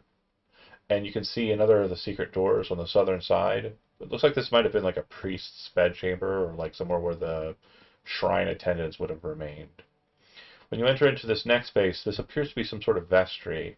An empty stone font is jutting out of the southern wall, and it looks as though there's another secret door kind of present there where the font can be kind of pulled to the side to allow access into this hallway Just beyond. real quick. Go ahead. Hold on. So Titania wasn't paying attention, and the person with the light left the room. Yeah. And now he's literally just like, Do you what? do you want to light a torch? Guys? Because you have torches, right?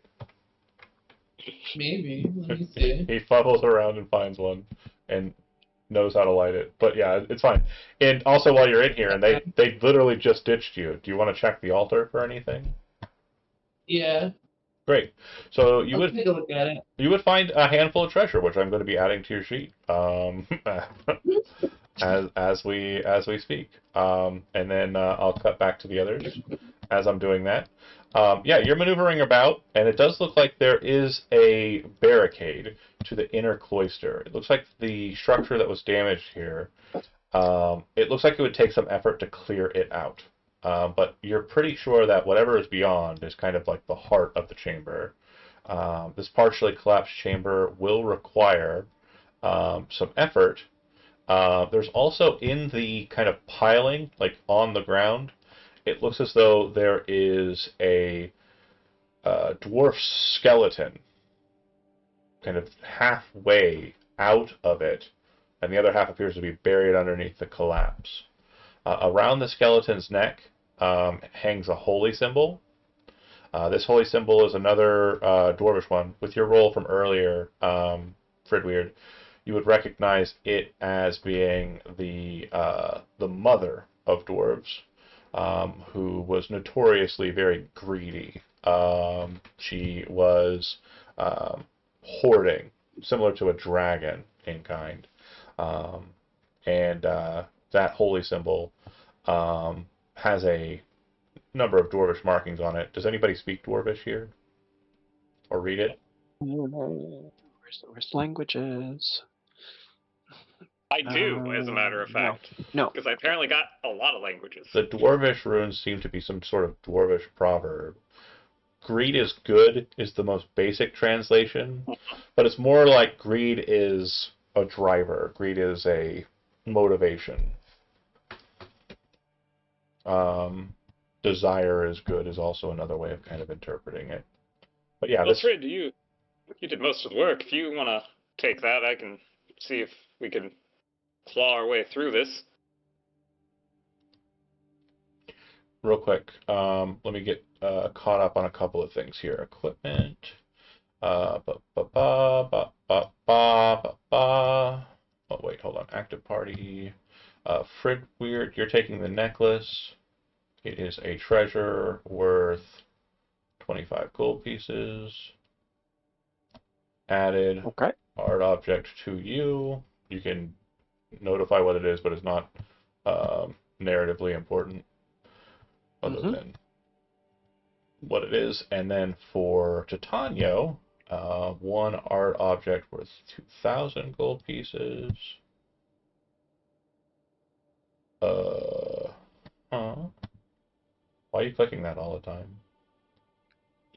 Who? You keep on clicking art object. What has happened?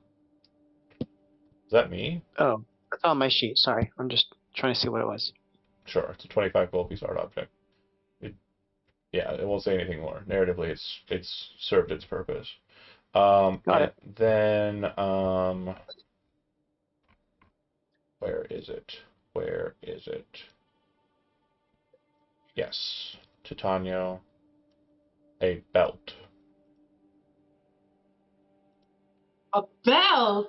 Yep, and also offerings worth 200 gold pieces, which have also been added to your character sheet. Okay, yep, you're all set. You grabbed all the treasure.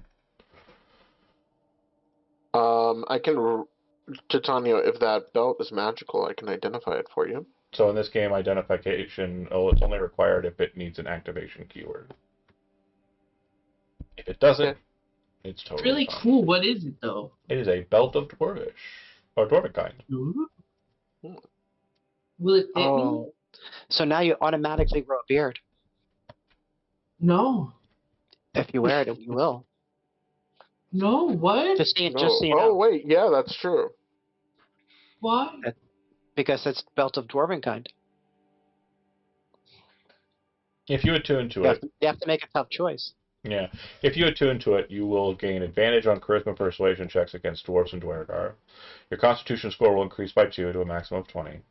While attuned to the belt, you have a 50% chance each day at dawn of growing a full beard if you can grow one, or a thicker beard if you already have one. This says nothing about augmenting your currently amazing mustache, so it would just be a full beard in addition to your amazing mustache. It would grant you dark vision of 60 feet, and you would have Yes. resistance to poison damage. You'd also have advantage on saving throws. And I think my character, if we ever do play together in the future, would probably have a crush on you. So I think also Kimmy's character would have a crush on you. I think all of the characters of dwarvish nature would eventually, because we apparently have you have advantage on your persuasion checks against us. Just fucking love this guy's got a cool belt. Right? Look at that beard, He's immaculate. Love keeping it. triangle. Hell yeah. I love a good love triangle. Love triangle. But yeah, you are able to find that stuff. Do you wish to try and unburden the hallway and make your way into the inner cloister, or are you just going to leave it? You've done what you needed to do for the guy. He's I'll do it. probably going to do it Yeah, himself. I'm gonna be honest with you. If a dwarf with a necklace saying greed is good got crushed trying to leave that room, I'm assuming there's some good stuff in there. Yeah. Do we need to do some athletics type of work to get through there? No. So this is just a temporal thing. It is going to take quite a long time to do it. It's not an athletics thing. It's a constitution saving throw thing. So if you are engaged in it, I would need everybody who is engaged with it. I need to know who's actually going to be helping Dick. Is everybody helping, or is it? No. Beltman Mustache is helping. Keep in mind, Help because if you do not have everyone helping, these Constitution saving throws will be made normally, and one will be applied unfairly to the others. If you are all taking one, you'll have advantage. Follow-up question. Many hands Can I get make our light work. other dwarven friend out there to help since he apparently was sent here to excavate? I'm sure he It would will be very be helpful. less likely for you to be able to keep anything that you find in there if you go with him without having to kill him. What's going to happen to him in the middle of this process? Yeah. Greed is good. Yeah, come yeah, on. I'm okay with that. I'll play a song. It'll pass quickly. Come on. Constitution saving throw. You all have advantage because you're working together to do it. We all make one, or one makes one? Everybody makes one with advantage. All right. Damn it. Don't like this. With advantage. I mean, if you want to not do it, everybody can blame you for them being tired because of it. No, man, I'm gonna do it. I'm just gonna complain about it. That's Hold the on, cool wait. part. Before you do that, I'm going to give you Bardic Inspiration just in case. Okay. The Song of Thorn leads Fredward to stop complaining shortly after starting. He's with that check, he's so pumped. He complains just for a couple seconds, and that complaining, even if it does continue, is drowned out by the sick power ballad of Thorn Starmoon. I wanna specify that I am trying out a song about Frid the Ferocious Fireballer who cleared the temple of the Maker by himself. He shuts right the fuck up. That is the last thing you heard from him before he's just locked in. He's like, damn, this is pretty good. The first song I've liked from the Grey Orderless. The passage ahead of you will now be... bear with me here.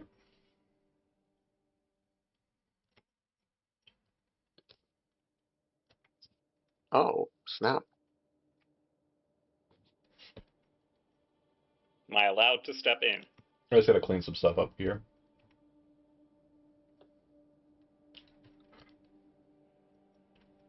What is happening? This little bit I here. didn't do it. Go ahead. You should be able to move now. When you enter in to the inner cloister, this is what you I do will... see that. Right. Is there an actual path leading off of it, or is that just... No, that's shenanigans. Okay. Because when I moved it, you saw outside of the boundary. Okay. Yeah, that's why I was Yeah. wondering. It's supposed to be a hallway or... No. Absolutely Okay. not. There is just... I, just for a moment, happened to see you through space and time. Yeah. Happens all the time to authorities. Of course. You would see a statue that appears to be of a female dwarf, full beard, holding two chests in her hand next to her very ample dwarvish chest. The chests appear to be filled to the brim with treasure, actual treasure, not sculpted treasure. And her eyes are made out of bright red rubies.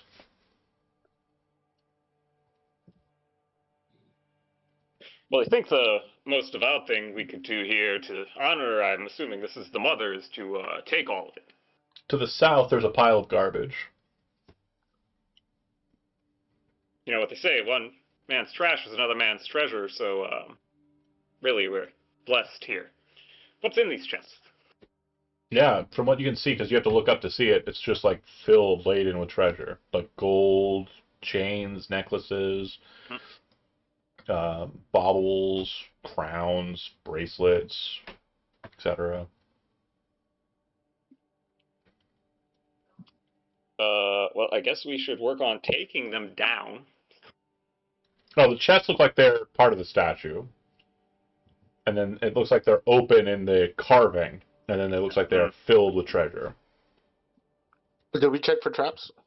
Frid is actually looking at the pile of garbage readying a magic missile. Yeah, when you look at the pile of garbage and focus in on it, you'll recognize that it does appear to be a statue. From the bits and brokenness of it, it looks like there's a female dwarvish face. Looks like there are bits of, what appears to be lead chains and lead bits kind of present there. Did we sweep for traps? No. If you'd like to, Okay. Floran, go ahead and make an Yes. investigation roll on the statue. Can I give myself guidance? Yeah, that's fine.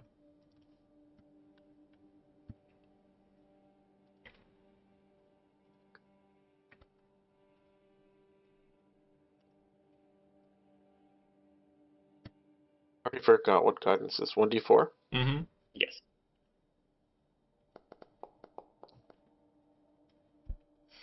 The statue doesn't appear to be trapped. Yeah,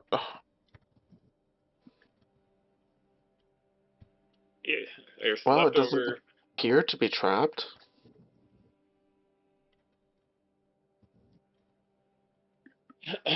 Well, Nathaniel, you're much taller than me. I have to kind of reach up to grab some stuff. Do you want to start scooping things out? Magpie's just like, I know this is fun. Do you go reach up and grab the treasure out of the treasure chest? Yeah. Okay. I'll do it. Yeah. When you kind of reach up and grab a hold of it, as you pull it away, you can see that all that glitters isn't gold, and it seems to be leaden chains and objects that you're pulling away from it. And you can hear a very distinct click as the necklace or whatever you grabbed a hold of pulls away. I knew I was going to die today. And everybody needs to make a dexterity saving throw.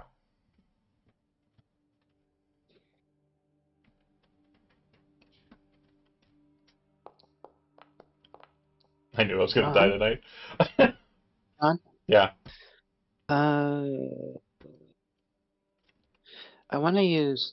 Well, maybe I want to use Dark... I just want to check Dark One's Right. luck before I roll. I just want to make sure, see how that works as a Oh, feature. there we go. Dark One's luck added after the roll. It's added after the roll. Okay. So we're making a dex save. Okay. Mm-hmm. Great. John, I hate you. Yeah, that's fair. Natural 20. Dang it. Can I use my I die one more point Fantastic. than you, you know? my fantastic agility to help Cloran? I'm using another luck point. Give myself advantage. Sure. I thought I had lucky on this sheet. Is that right? I got 8? Holy shit. No. 3 Is and a that 5, possible? I think, was your option. You got a 5 and a 1. Yeah, that is possible. God damn. Dark One's luck Um, adds your charisma modifier, which won't help you in this. But you might as well just save No, your... plus a D10. Oh, then yeah, maybe try for that. With your roll, though, it will need to be a pretty high roll. So go ahead and roll it. Hold on a second. I'm just looking. Yeah. I'm sorry. Just give me a second. I just need to check something real quick because very funny.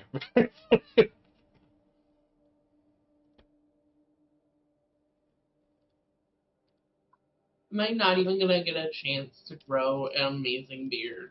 Oh, that's very funny. That's very funny. I think you're probably fine, Titania, because Probably all right. you have temp hit points. Oh, what's I your... was never hit by any of the Yeah.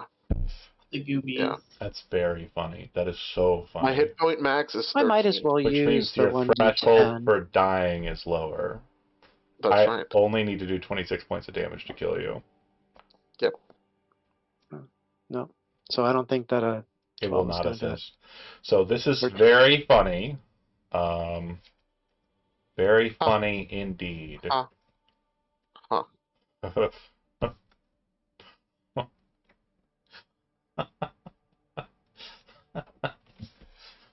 Okay, I'm gonna ask you direct.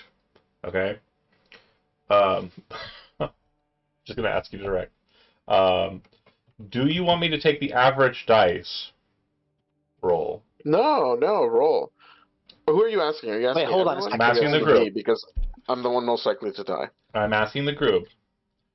Do you want me to take the average dice, Yes. like whatever the average dice roll would be, which is it's just 0.5 towards the middle and over and over, right? Or do you want me to roll it? No, I say roll it. I mean, we don't play D&D to be like, I would also you know. just like to reiterate, I think everybody should have 14 temp HP still. Yeah.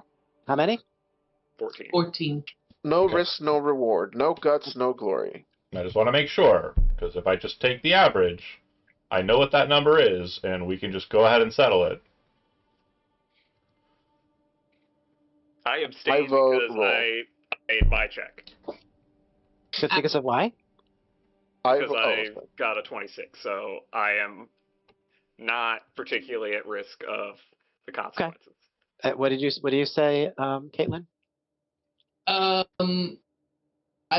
Jijo says roll, and they're the most likely to die. Let's fucking do it. Okay. Then I guess it's roll because I can't win that. All right. Well then. Okay. A good time, not a long time. You know. The statue explodes, exploding outwards, filling the entire room with a cacophony of sound, Oh, that makes fire, sense now. Okay. metal.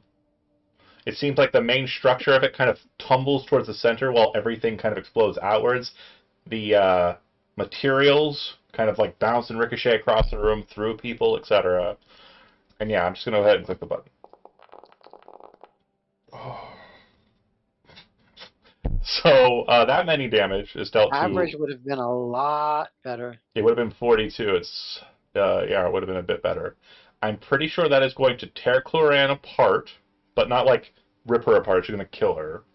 What's the number, John? 54. Okay. And everybody but Thorn failed, right? Mm-hmm. Titania, you have more than 54 hit points? Thanks. Just. With the temporary hit points? Well, yeah, 14. Yeah. I have 2 left. Okay, so minus 54. Minus 54. I think you're dead, Cloran. Minus 54. And minus half of 54 would be 27. Also bloodied. Everything explodes. Probably not. But yeah, Is Blotto okay? we're going to go and pause for a second because there's a very limited and finite amount of time that I'm going to allow for it. Cloran, everything goes black. You realize that the black that you are in is not pure. It is a color. It is darkness. But there is something that is darker than that before you. Non-existence. The void. Immediately in the round after this explosion, does anybody have any actions? I do not have any way to revivify. Double check your downtime journals. Make sure if you have study with Mainwind, that is on the docket. Oh, where would I find that? In your journal, under In player my notes, downtime journal. Under journal, under player notes. Okay, thank you.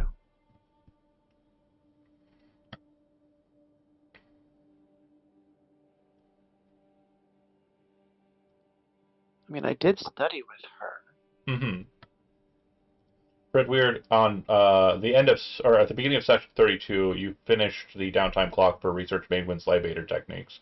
DM's note: in her teaching, Mainwind reveals the nature of sudden death and a prolonged death. She teaches an art to bring someone back from a death not fully completed. Oh. You can cast the Revivify spell once without material components. Once you've used this feature, it cannot be used again until the DM's call for a downtime phase. I walk over to Cloran. Okay. And I kneel down beside her, and I think to myself, even though she's been so mean to me, I can't let her go. I'm gonna ask you a question. I'm gonna ask you a question, Fred. You just said what you said. I want to make sure: is your soul doing this reluctantly, but with malice? No, He's like, not. I mean to say, like, you're doing it reluctantly. Do you feel I'm not that? doing it reluctantly. Okay, because you made a bit. I just want to make sure, like, if that's serious, we can play with that. I do like that there's a tangible thing I can do with that. But if you don't, What I was thinking, maybe you could do this differently, but I was thinking that, like, while I do it, I burn her a little bit in the process. Yeah, so you're definitely doing this from a point of malice. That's what I was saying. Great. So, pause. You gotta, I'll take it from there, because you said burn. That's fine. I love that. The void, directly before you. You then see, Cloran, in front of that void, a white mask. Attached to the bottom of that white mask is a rod. Like a masquerade mask, or a party mask. You see a hand appear on the handle of it. You then see a body made out of filigree metal, and kind of with gaps and holes, like it's just strands of winding metal, blades, very just elegantly shaped, but absolutely impossible, form from the hand. Sure. And you'd hear a voice say, "Oh, you, so lucky. My servant wishes to grant you a boon. I do not wish for It's you unfortunate that Cloran was so disgusted before, but okay. I do not wish for you to enter the void either. However, you have a choice. You returning to the world as you know it will mean that you will be marked again. You've done everything in your power to remove this mark. Small one. Are you focused on maintaining your beauty, keeping the mark off of you? Or should I just let you go back to the world of the waking with the mark on you? If you would like, I can do you this favor and keep it off of you.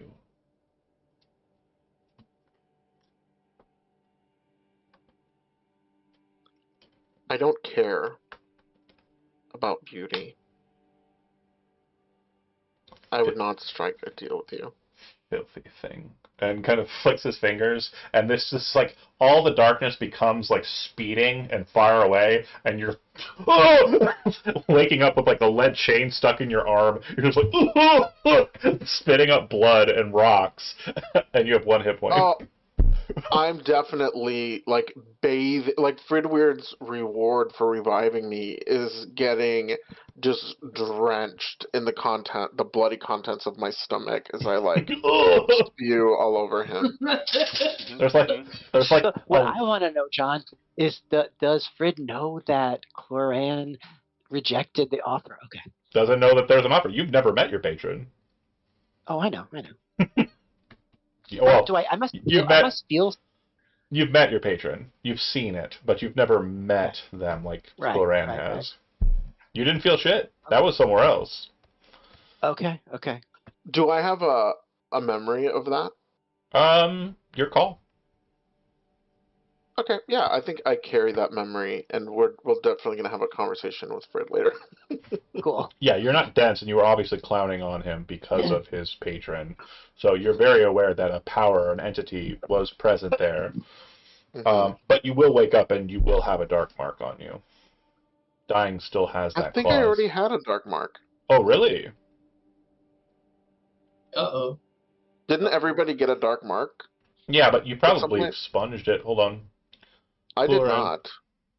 Dark that mark? Would make the whole encounter different. Well, no, it doesn't change anything. It just means that the dark mark grows. Oh, I thought the 2 dark marks. I thought it would mean death. No, not quite. You revivified. There's still a window even with the dark mark. But if you don't die and you have a dark mark, if you're somehow brought back, Revivify works. So too does Resurrection. These spells work to get past the void. Otherwise, you're completely obliterated. Where is it? Dark Mark's Blight. And you're exhausted. It's okay. I'll carry you. As I hobble around. Your maximum hit point isn't too far from the one you have. And also, you have Dark Mark's Blight, which is you cannot receive a second mark, so your body becomes weakened, drained, and frail. This is a lasting injury that instills a single level of exhaustion. Oh shit, and you also just get a regular lasting injury too? Oh my god, this is great. Well, isn't that lasting injury the result of the larger dark mark, or no? No. We just blew her up. Like, we killed her. Like, she also gets a lasting wound for that. Like, her body's not the same. No. I'll have to do some work on that. I won't incorporate that lasting wound into you yet. But if you want to if you want to pick something, like, that's kind of like, now a part and parcel to you for the time being. Well, remember, I just got brought back by Fridweird's, burning, like... Oh, the burn! Magic. So maybe I just have, like, a horrible burn on my face and chest, Okay. I like that. Good. Yeah, it'll probably be something related to charisma checks then. Just like kind of like a, because you're anomalous, people are just kind of like, taken aback. But yeah, you have 1 level of exhaustion until the Dark Mark's Blight is cleared, which takes 6 downtime points to do. So, while that's It worked. It worked. Fritz says. Thorn will be pulling out the impossibly stringed instrument to play a mournful dirge until he hears Frid say, "It worked," in which case it will turn into an uplifting, hopeful hymn that will... It is more off-key than usual, given that ears are ringing, everything's kind of disoriented, but it will give everybody 12 temporary hit points. Oh, nice. Those have been applied. Yeah. Also, Titania's still holding the necklace. Yeah, that's fine. Titania, Yeah, when just like, you kind of look down at it, you see that there is a very kind of bright green gemstone kind of present there. And when you look at it a bit more, you'd realize that it's not a gemstone. It's more of like a flask that's shaped like a gem. And I'll add the component to you. If you want to keep it, actually, Thorn, go ahead and make an Arcana check. Sorry, it's probably something you want to drop.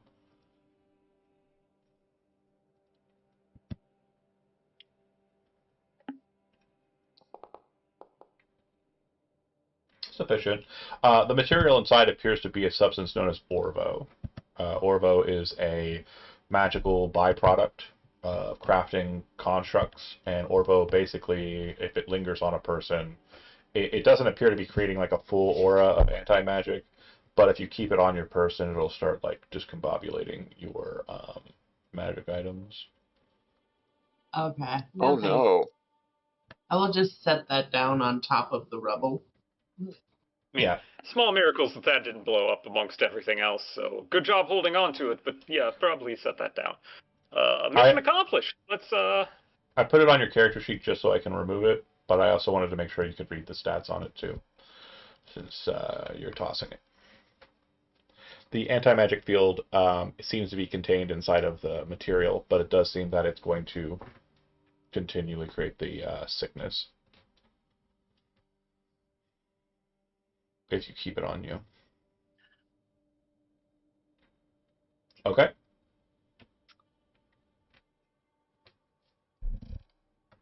You go back outside. And I will carry command. Need to heal. you come out. assuming that Go ahead. just, well, they're limping out. There's nothing of note in this little southern room here, right? Oh, great question. Partially collapsed. No. All right. Well, yes, we should probably go talk to our dwarf friend and let him know that we also heroically excavated the main chamber, inside and out. He'll say, "Great. Well, that's wonderful. You Did you hear anything out here by chance? no. I'm feeling pretty pepped. Are you guys going back over to the other one? I'd like to check it out." No. No. No. Yeah, not bad. Yeah, my friends are. It was pretty exhausting. What was that? Cloran casting I healing just word. healed myself a little bit. Nice. John, can you give me the hit points or can I do it? I got it. Thank you. I mean, we could take a short rest and head back over there, but Yeah, I'll go with you. I'm pretty handy in a fight. Nice. Cloran is like half dead, Me too. pretty much. you were full dead. Yeah, if you want to take a short rest, I mean, obviously it's not going to help Cloran at all, but Yeah. you others can stand in front of Cloran and like. Yeah, over here. I'm carrying you. Oh, also, Thank you. Spackley, because Fred was so gravely injured when he revivified you, you've got blood all over you from his wounds. Nice. Nice. Thanks. Nice. I don't even know where Cloran ends and Fred begins. Okay. Where the lead begins and ends. Yeah. Oh, lead poisoning. Fun. Yeah. Yeah. That's the permanent. That's the lasting one. So, do you wish to go? I'm gonna be frank with you. If you wish to call it, you can. But if you want to do anything else, the only thing I have prepared is the other side of the tomb.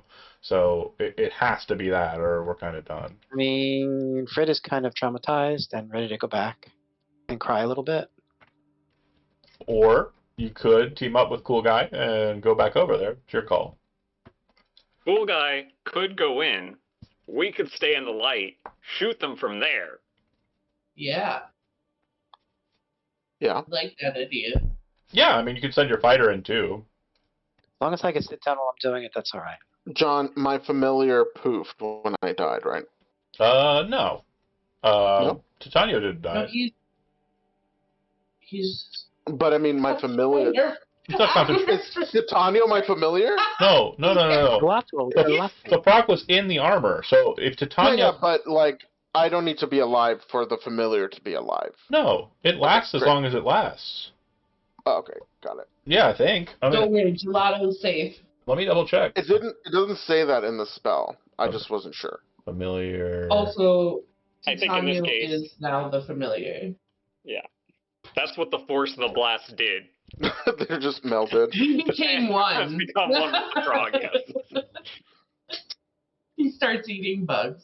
I thought that was already happening. Nobody questions it Yeah. because he's got such a great beard. Rules as written, it doesn't disappear. So, yeah, I mean, Okay. it could have served as like a tether for you, kind of moving back into the world. I mean, that's fine. I'm cool with that. I mean, if anything, I've still got spell slots, so I would be okay, like, kind of sitting at the edge and We can- abjuring from We take a afar. short rest. Then Done. we can. Yeah, some of you will be combat worthy. Warlocks love short rests. Pretty weird. You should be able to take a short rest there, buddy, if you want to. I would love to do so. I am And then so Inspiring Leader would grant, I think it's a set. I mean, everybody already. It's not going to replace or be better than the hit points that they got from Mantle of Inspiration, so. Got it. Yay, all better. All right, so I'll snap us back to the 2 then.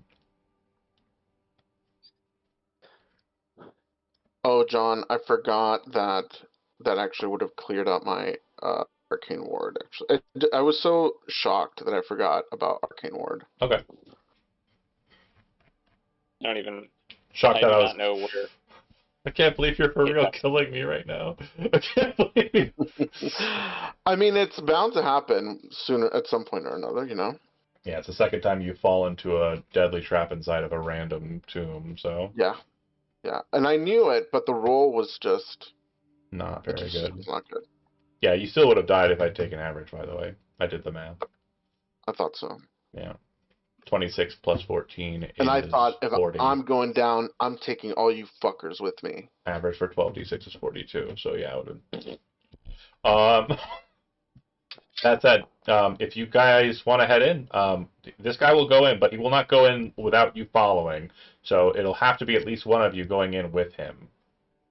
Yeah. He not that That guy. makes sense. So Titania, you going in with him? Yeah. And you're going in. I'm looking for a very specific word. It starts with C. It's not. Cautiously? That's the one I wanted. Yeah. Are you going in cautiously with the dwarf? Yes. Okay. When you make it to there, we will begin the fight anew. I cast protection. Good. I think we're good. Yeah. Okay. Go ahead and throw it up there, and I'll put it on Titania. Okay.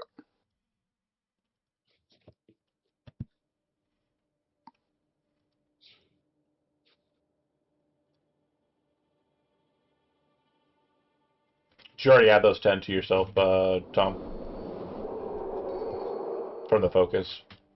I still need to roll one more. I don't know why I didn't get an option for hit dice with short rest, and I guess the focus doesn't apply because you have to apply it. But I was just doing that to get through the Just rest of my hit point. manually add it. That's cool.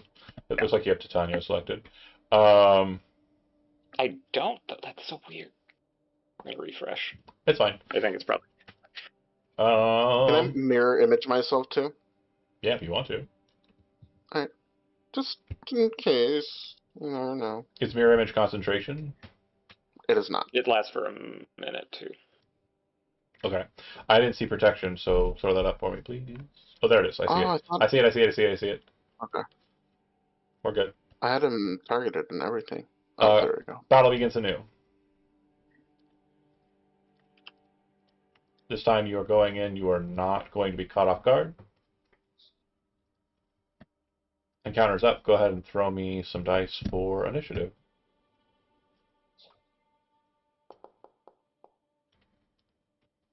Yeah! Solid 8!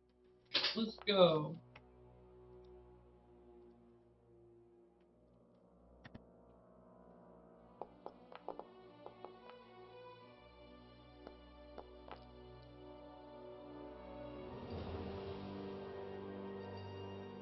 1, 2, 3. I'm missing. Pretty weird. Yep. Sorry. Yup. It is me. Jesus. All right. Thorn, you're up first. Right. The wraith is directly upon both of them. You would hear Ratty go, ghosts, and he has a scimitar and a dagger.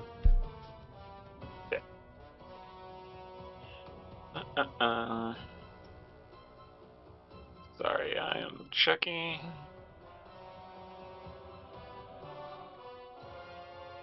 Alright, I am gonna Starry Wisp one of the ghosts back there. Okay. Try to. Apparently, I really just should hit things with a sword. That'll hit. Alright, hey. It dies.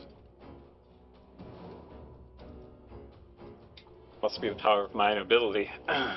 Well, you literally So they were gone. must- they must- You were gone for like 2 hours. You came back. They don't recover hit points or anything. Perfect. That's what I was worried Why are about. there 3 then? We got this done. These are Two all of them are dead. dead. 2 of them are dead. 2 of them alive. Okay, sorry, I didn't see the skull there. We're No good to worries. go. Anything else? Alright. I'm ending my turn. Wraith versus Himbo.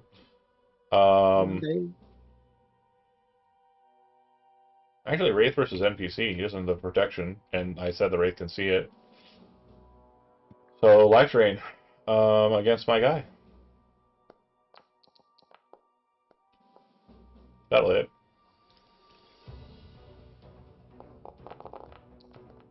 Jesus Christ. Does not bloody him.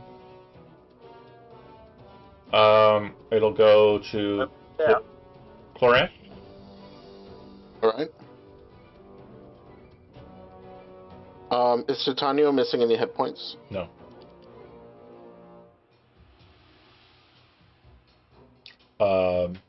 Roddy is.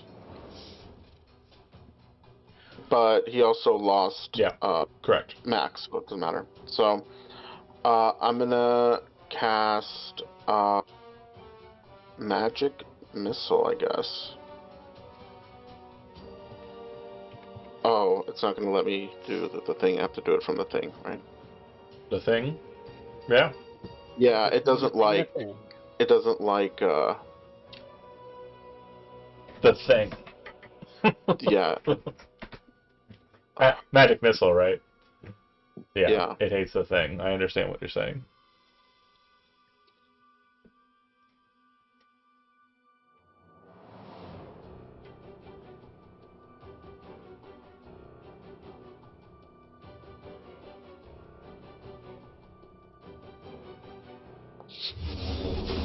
Oh God, I accidentally targeted myself.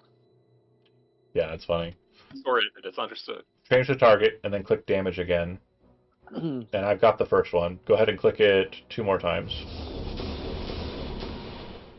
Nice. Okay. That's my turn. Okay. The last remaining Spectre will move up. And again, too stupid to know better, will move towards the Himbo.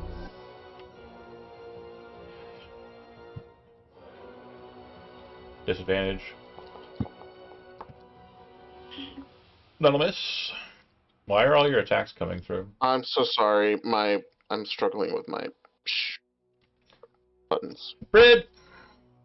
This dude right here. And then,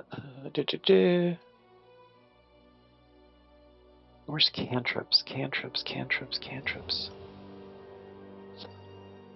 If you click on cast spell in the action section, it'll be under there. Cast spell in the action section. Oh. Nope, it's not. Why can't I see the cantrips? Because you can't rip. Oh, I see it now. Oh. Oh, I see it now. Oh, burn! That'll hit. That's fucking sick. And then That'll hit. Nice. Damage twice.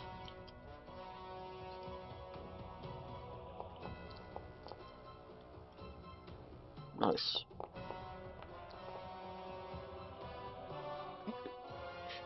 Repelling. Do you want to push it back each time or no? yeah, let's push it back a little bit to give Mustachio the Great some room. Okay. Speaking of Mustachio the Great, you're up. Kill the Spectre. Yeah. Why isn't it letting me? Hover over it and press T, Oh, that's right. G. And then. and that's the T. Oh. Oh no. Oh no. Hold on. I got you. That's funny. You now have a long sword of life stealing. Go ahead and click that Okay. instead. It disappeared. Hold on. Yeah, it's in your character sheet, sorry. I am dumb and put the enchantment itself into your sheet, not the actual weapon. Oh. You could have made infinite longswords. And it's normal. Yeah. Miss. Second attack. Yeah, I would say. Oh yeah.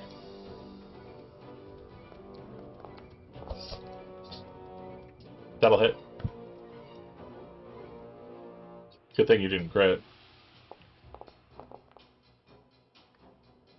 That'll kill.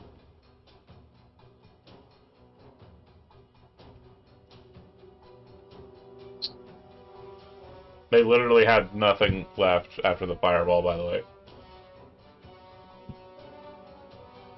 Okay, you want to move? Wow. Close in. Love that. Thorn. Oh wait, sorry. End of the initiative, my boy. What? And he's gonna come in with scimitar. Twice. And then dagger once. Hey! Alright. I like his name. It shouldn't say that. Yeah. It Is that not his name? yeah, his name is Radi, R-A-D-I. Oh, you're right. You're right. Right. Oh. Radi the Blessed. His last name is close to the same, but the NPC that I copied off of was from Tomb of Annihilation, so Gotcha. it has the Choltian names.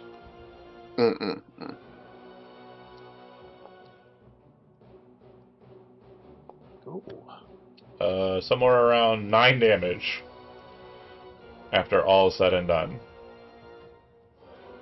It looks impressive, but yeah, Thorn. Style. Mm-hmm. We're gonna do some more Starry Wisp on big guy over there. That's gonna miss. You know what? I'm gonna use my human inspiration, because at this point, what else am I gonna use it for? Not to hit, probably. That'll hit. 13? Hit? There we go. Oh my god, not fair! I just read the chat. Someone got Japanese barbecue and didn't give it to me. Well, to make things even worse, it explodes. Yeah! It's radiant damage, right? Yeah. It was that easy. That first turn. Believe in the power of light. That first turn caught you guys off guard. I was surprised. Like, I was like, Shadow Man! Shadow Man? And you guys were like, oh, we're just gonna check shit out. We're just gonna check. I was genuinely surprised. What do you want from me? To be fair, the himbo went in first. Yes. Like, what do you... The mustache basically just stunned everybody into remembering how adventuring works. They're like, Yeah. holy shit, that is a sick-ass mustache. Well, you know, I think that's actually a good point. I think I was lulled into a false sense of security.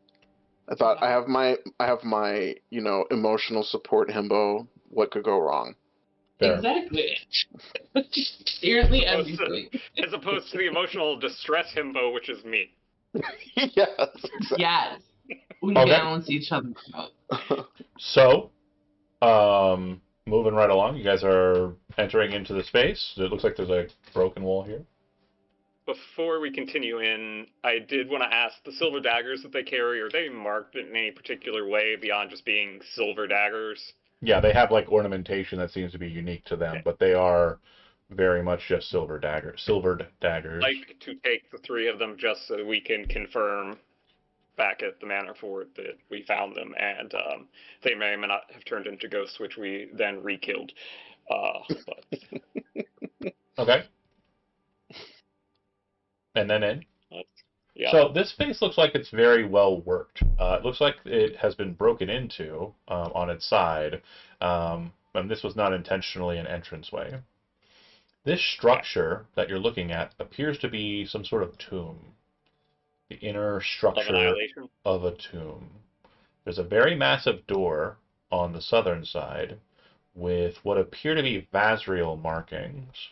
There are 2 men that stand, one on each door, their blades crossing between the dividing line of the sword, or dividing line of the doors. And above them is a maiden's face. The doors are already breached and opened.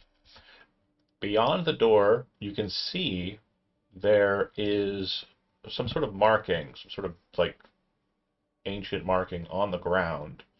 And just beyond that, there are corpses and parts of corpses in a massive pile on the northern side, breaching a wall, seemingly cascading inwards. Like a massive mound of just metal and meat and bone.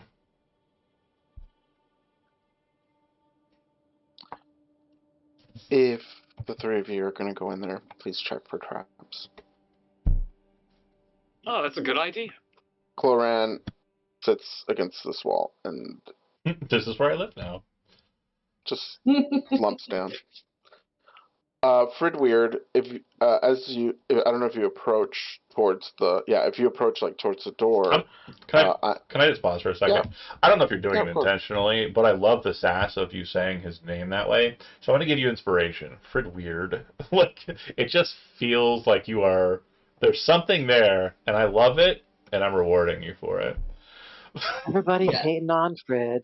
Jeez. I'm not. I'm Hold not. on, He's a It's superstar, everybody! man. I Oh, I sang thought- a song for you. I apologize. true. I thought hate. I thought I was talking, and I apparently was not. You are. Oh, okay. You are. No, it's It's not hate. it is there. But there's something, there's something disturbing about, like, there's something especially disturbing now that I've seen what powers you. But I am grateful to you, so I'm going to just kind of say thank you for what you did, and I'm going to give you resistance to bludgeoning in case there's a horrible trap in there. Gotcha. All right. Thank you. When you pass through the doors, everything in the room Cool. seems to shimmer with a silver light, almost like moonlight. Oh, this feels oddly like home. There are signs of an explosion on the doors. There are signs of an explosion on the northern wall. And you can see that it looks like dozens of the bodies and the skeletons look like they all have had their left hands removed.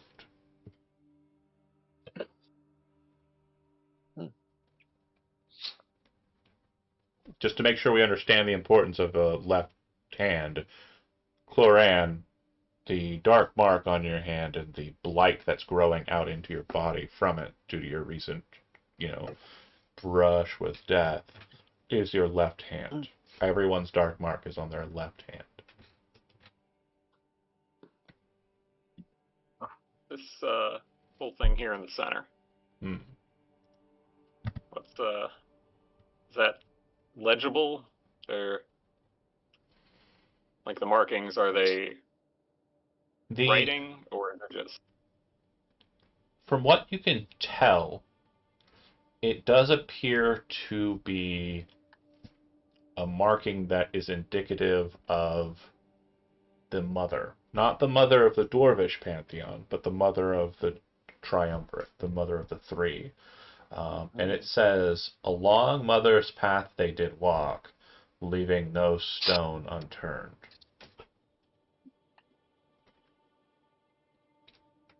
Last time we turned over a stone, it didn't go well, but Due to your class, I'm going to give you a history check.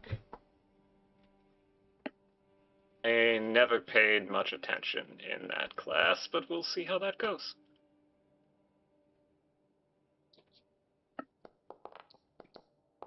And because of your nature, I'm going to give you advantage on this check.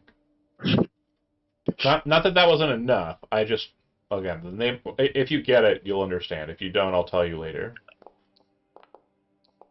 Okay. You have no idea what the writing means or what it specifically means, but it's pissing you off because it seems like familiar. Like it's like a part of a song almost. Like it's right on the tip of your tongue. You know that feeling, like when you're like, I know that lyric. What's it fucking from? Hey, Frid, you knew about the dwarf pantheon. Does this make any sense to you? It does not.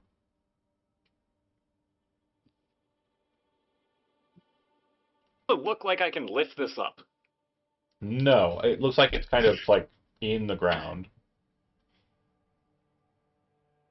No stone unturned. There's some loose rocks, but nothing important in here. As you move around the thing, kind of breach kind of the middle line, so to speak, like kind of move there, you see movement in the pile. Oh, You start to see like kind of breaking out of like the bits hands, but not like this, more like this, popping out.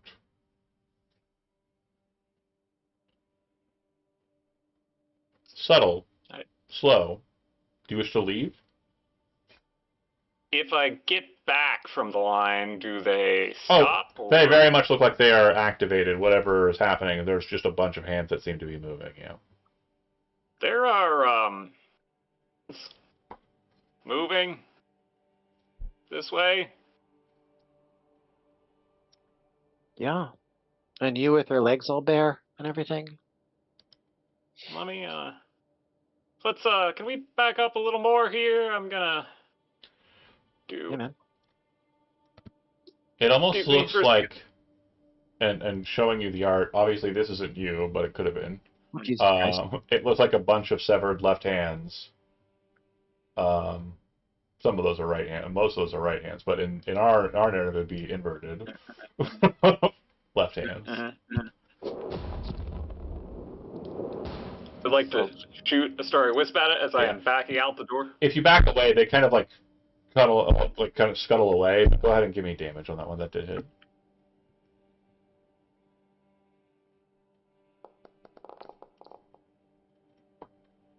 Yeah. Looks like you blow some of the hands apart. When they blow up, they don't break like body ought to. Instead, they seem to kind of dissipate like when demons die. They kind of turn into like a dark, inky. That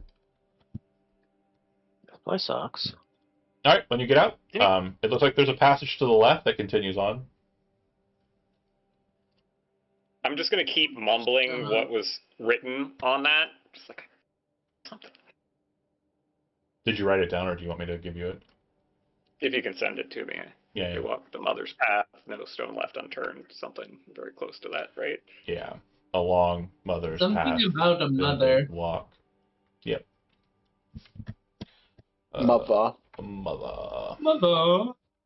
Ah, shit. Mother. Oh no. Not dancing. Not dancing. Yeah. We can't do dancing. Yeah. Afraid of me getting us canceled. Oh shit. Copyright strikes. Yeah. Yeah, you do. Okay. So, done? Gonna continue on. Okay. You're gonna go closer? So pause. Sorry.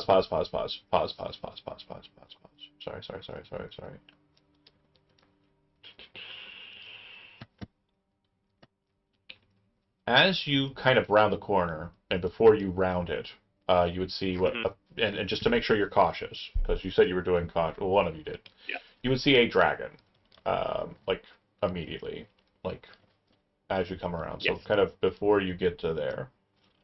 Now, Yes. seeing that, how would you like to proceed? I would first like to wait a second to see if it moves in any way, shape, or form. Mm-hmm. It does not. Is there anything? I would Is there anything anybody else wants to do before you move check forward? for traps along the way in case it's about to breathe fire through this whole hallway. Perception and investigation, your choice.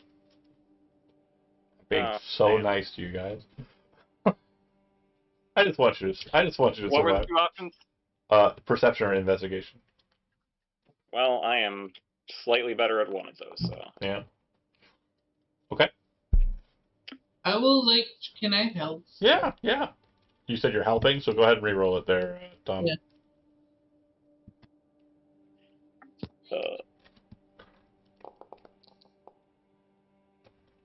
Oh, so close. Thank God. The floor does appear to have what kind of looks like a pressure plating system on these 4 squares here. Mhm. And straight across the hall from that, it looks like there are 4 more pressure plates. So I'm gonna move here, here, and then I'm still traumatized, and then I'm going to use the power of Gelato to cast Fly on Titania. Okay. And I have Titania boots. can already fly. Oh wait, you can fly already. Yeah. I'm Thorn- the poor bastard. Thorn cannot Thorn, fly. man. Well, congratulations, Thorn. You can fly now. Yeah. They can fly now? They can fly now. Yeah. Sorry, this is a Star Wars joke. So the 2 of you can fly across, and without touching the pressure plate. When you get to the side of the dragon's statue, you would see that closer inspection shows that inside of its mouth there are 2 tubes, each kind of pointing to the side. Very hard to see in there, and your presumption is that something would be jetted out of this, possibly fire or acid or something equally diabolical. There's very narrow spacing for you to move through. The very narrow spacing on the sides of the dragon for you to move through into the other side. Will it let you or no? It won't? Try now. It will if you draw a path through it. You can't. Like, I had to go angled through Yeah, it. go up and then go left. Okay. Inside of this space, you would see that there are small little areas on the side. Alcoves. Thank you so much. The kind of nature of this is that they should be filled with something. They are completely and utterly empty. Probably bodies. There does appear to be a kind of structure in the middle here that if you wrap around, you'd be able to see inside of. And when you do, you would see Ah, God. a tomb. Tomb in question, stone coffin. It appears to be locked. In Elvish on its surface. Do either of you speak Elvish? I sure do. I have something about languages. It says to shine a light on the future. And again, do you the sparkle things? this does appear to be very similar to what you understand to be a lyric or something kind of historical. So go ahead and make a history check once again.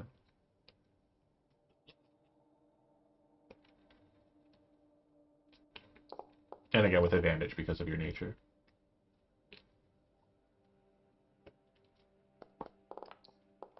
Okay, 18 sufficient. So, from what you understand, the song in question is a ballad known as the Moonlight Queen. And the ballad has plenty of lyrics, all of which I don't know, But this appears to be a point in the song where a lead singer would kind of call for the chorus to sing out, to shine a light on the future, and the response to it would be study the past. That's it. So I just realized I have history trained. It's not about having history trained, it's about being a bard. Ah. Yeah. If you want to join the band, though, I mean, yeah, we can get you in there. You got the mustache for it. But you'd also, through as much. you'd also Sorry, recall that the song from before, like, you could probably recite the entirety of the ballad and also play it. You think you recall the everything about it. But yeah. At this point... Well, just see what happens. I would like to do that to get to the chorus and call out that follow-up lyric. Yeah, when you call out the follow-up lyric, study the past, when you say that in Elvish, the coffin will open. Inside of the coffin, there is a set of magnificent, stark black armor with beautiful silver filigree, very sharp patterning on it. The mask of this armor appears to be a white face. Yes. Very nice. Very nice. Does that mean anything to me? The armor stands up. Oh. You can make a religion check if you'd like to.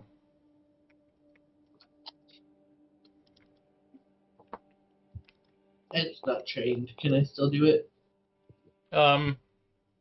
Sure.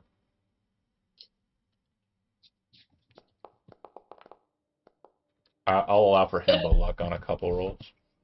This appears to be like indicative of a demon, possibly a demon prince. You don't know which one, but it very much feels like a very vain or kind of vanity-filled individual based on the face. It gets up. Armor. It gets up, and it looks like it is prepared to engage you in combat mortal. You can move. You can take a free move if you'd like. Obviously, it was rising up out of the coffin, so. Why don't we go this way? Overrunning. Oh. Yeah. Goodbye. Last time somebody came out of the coffin, they said I was noble. You don't look like you're gonna do that. Oh, what if he does? Everybody on the board, go ahead and roll initiative. Does that mean us who are sitting far away? Yeah, you're not going to be acting in the combat until the combat is you're made aware of the combat, but yeah. I understand, thank you.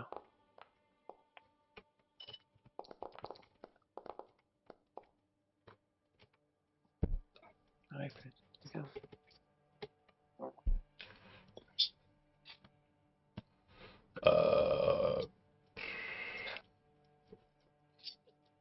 Hold on. Remove participant. Add participant. Thank you. And this also. I think this works. No. Delete. Save. Okay. Open. Do.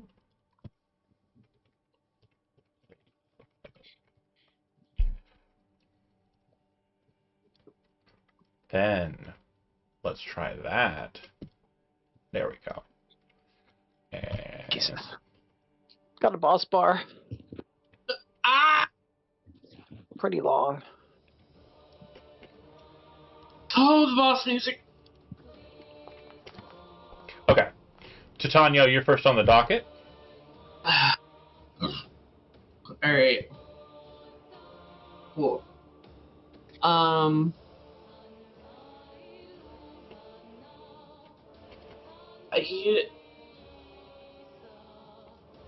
Cause he's not gonna not protect this guy. Okay. He's gonna shout back and hope that they can hear him, and just be like, "Oh, guys, fancy armor attacking. And then he's gonna prepare. He's gonna do the dodge action. Okay. Fred, you're surprised. You hear the voice. During the next initiative, you'll be able to operate. Okay.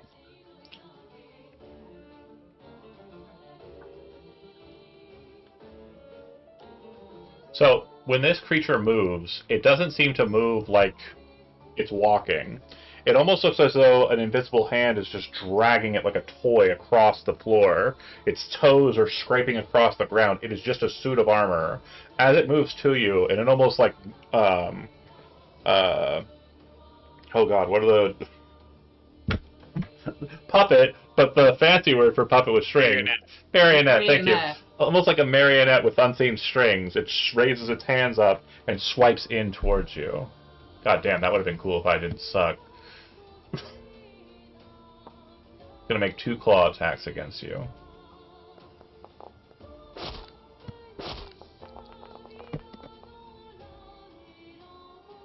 Oh, it's targeting the Wraith for some reason. Neither of those... Even better. I don't think either of those hit, even though I didn't roll a disadvantage, so we're good. Cool.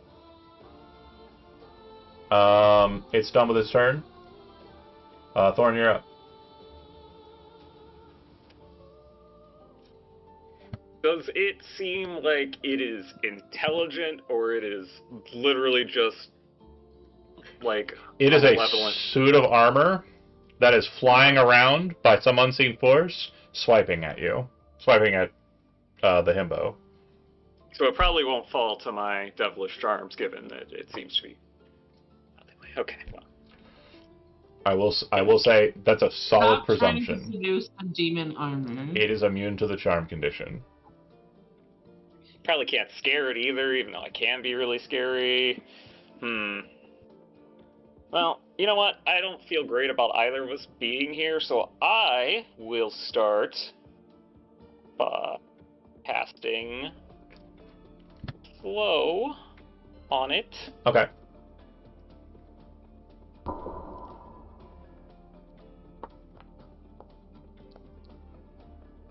It seems to, like, as it's kind of like swiping and moving very erratically, it kind of starts moving very slowly. And now that we have done that, I believe it's time for you and I to get the f out of here. Yes. Where'd you go? I don't know. I apparently deleted myself entirely. No, Okay. you keep adding negatives to your elevation somehow. Whoa. Apparently, like- reducing the target count drops me through the floor. Yeah, it's burying you. Like, Okay, well, that's one way to be able to only cast on a certain number of people. You and I can both move our movement speed as a reaction without provoking attacks of opportunity, so we can zoom on over to here.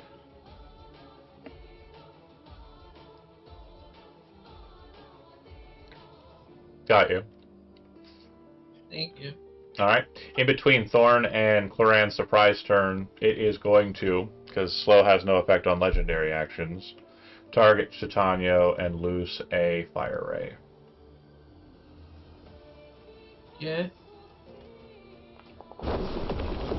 Uh-oh. You're backing away, kind of moving through the dragon statue in the wall. As you kind of look back to see your way, a blast of fire slams against your shield, emanating from the demon armor. Okay. He, like, immediately puts his hand over his chest where Gelato is, and it's just like, ah! Oh. Claran, surprise, no longer surprised. Titania, you are active, and also keep in mind pressure plates. Or, if you don't think you would remember them. I mean, you're flying, right? One of your still. Yeah. Oh, yeah. I just got fire the away, that's right. booties. Yeah. I'll do the booties. Whoosh. And what else? I think,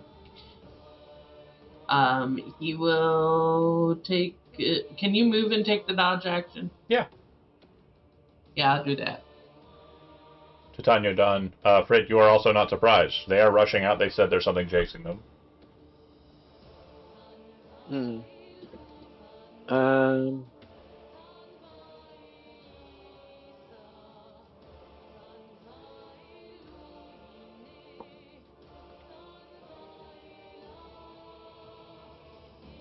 Let's see. How heavy is Clarion? I'm You not don't an need to answer. pick me up. And I don't need to pick you up. You sure? No, I can move on my own. Okay. Don't touch me. I'll- Don't touch me don't touch me. ever again. Okay, then Fred's gonna say, "Time to leave," and he's gonna start.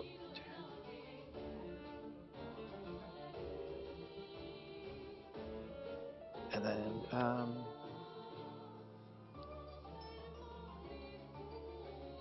Where did our little dwarf friend go? Oh, he's there. I just didn't move him up, so I'll say he's kind of like hanging out where they were.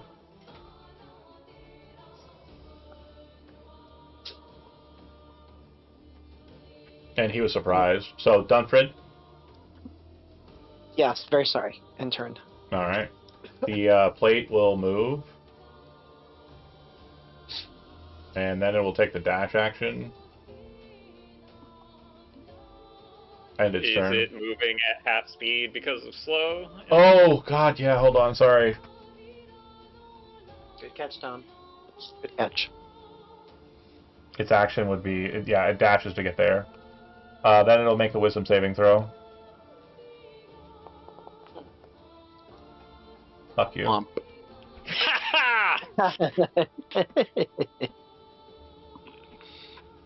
That thorn in my side.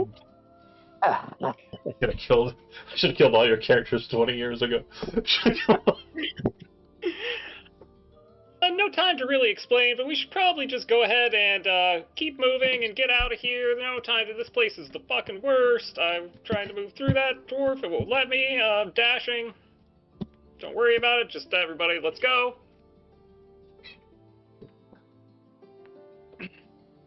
That's all I am doing. Loran. Okay, so we are retreating, I guess, for sure. Yeah. 100% for sure. Okay. Can you see it or no? I can not, so I'm just like, okay, I guess, whatever. So, You heard two people say we're running. all right. So, can I double move? Yeah, if you No, dash. I'm exhausted. No, you can still dash. Oh, okay. Okay. Hmm. Does that reduce my distance by some amount? No. Okay. I don't think so. Your move and your action to move, right? Yeah, it should automatically do it, because, Cool. yeah. Okay, the dwarf will go. He's going to book it. He's going to turn around at the rocks and say, "Keep going, miss," and draw his weapons to kind of look at Thorn like, "Must be really scary, huh?" Titania. Alright, I'm gonna go here. Hmm. And then, like, take the dodge action, but facing back. Oh, you had towards the a threat. dash to get there. Oh, did I? Yeah, Okay. you're not that Oh, fast. that's true. It's been slowed enough that I think it'll probably be fine. Okay. It'll at least be moving slow. Well, he will face the Fred, if Right. you are dashing out the door, yeah, you'll clear it, no problem. Yep.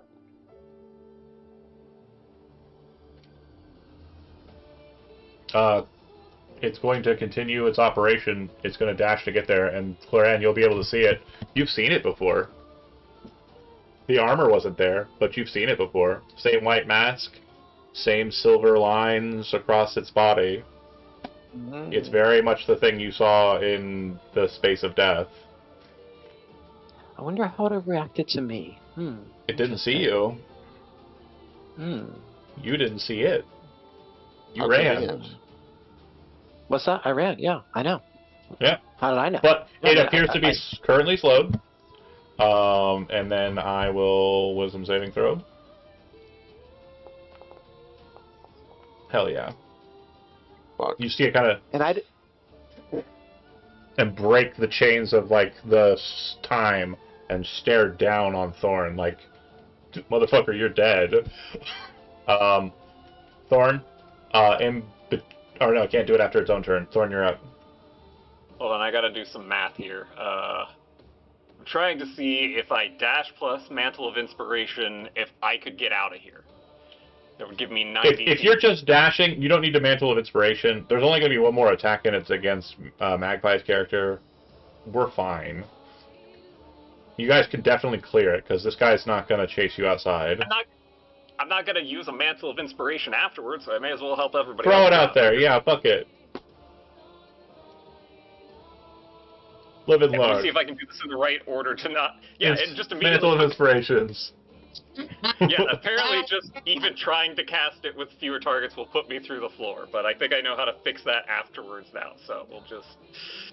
Oh my goodness. Alright. Mantle of Inspiration! Oh! Just sinking into the floor, no clip, and then... Exactly. Perfect. Okay. So everybody... 30 feet. I am moving 30 feet, and then some more. Yep. In between And- Thorn and Chloran. Go ahead. Oh God. In between Thorn and Chloran, it's going to fire another fire ray at Titania. Titania I could can't have see gotten out of anything the way. except the fire. Shield, block, gelato safe. Alright. Gelato 6. Don't forget you guys can move 30 feet already. Oh, right. Sorry, Titania doesn't even get attacked. Yeah.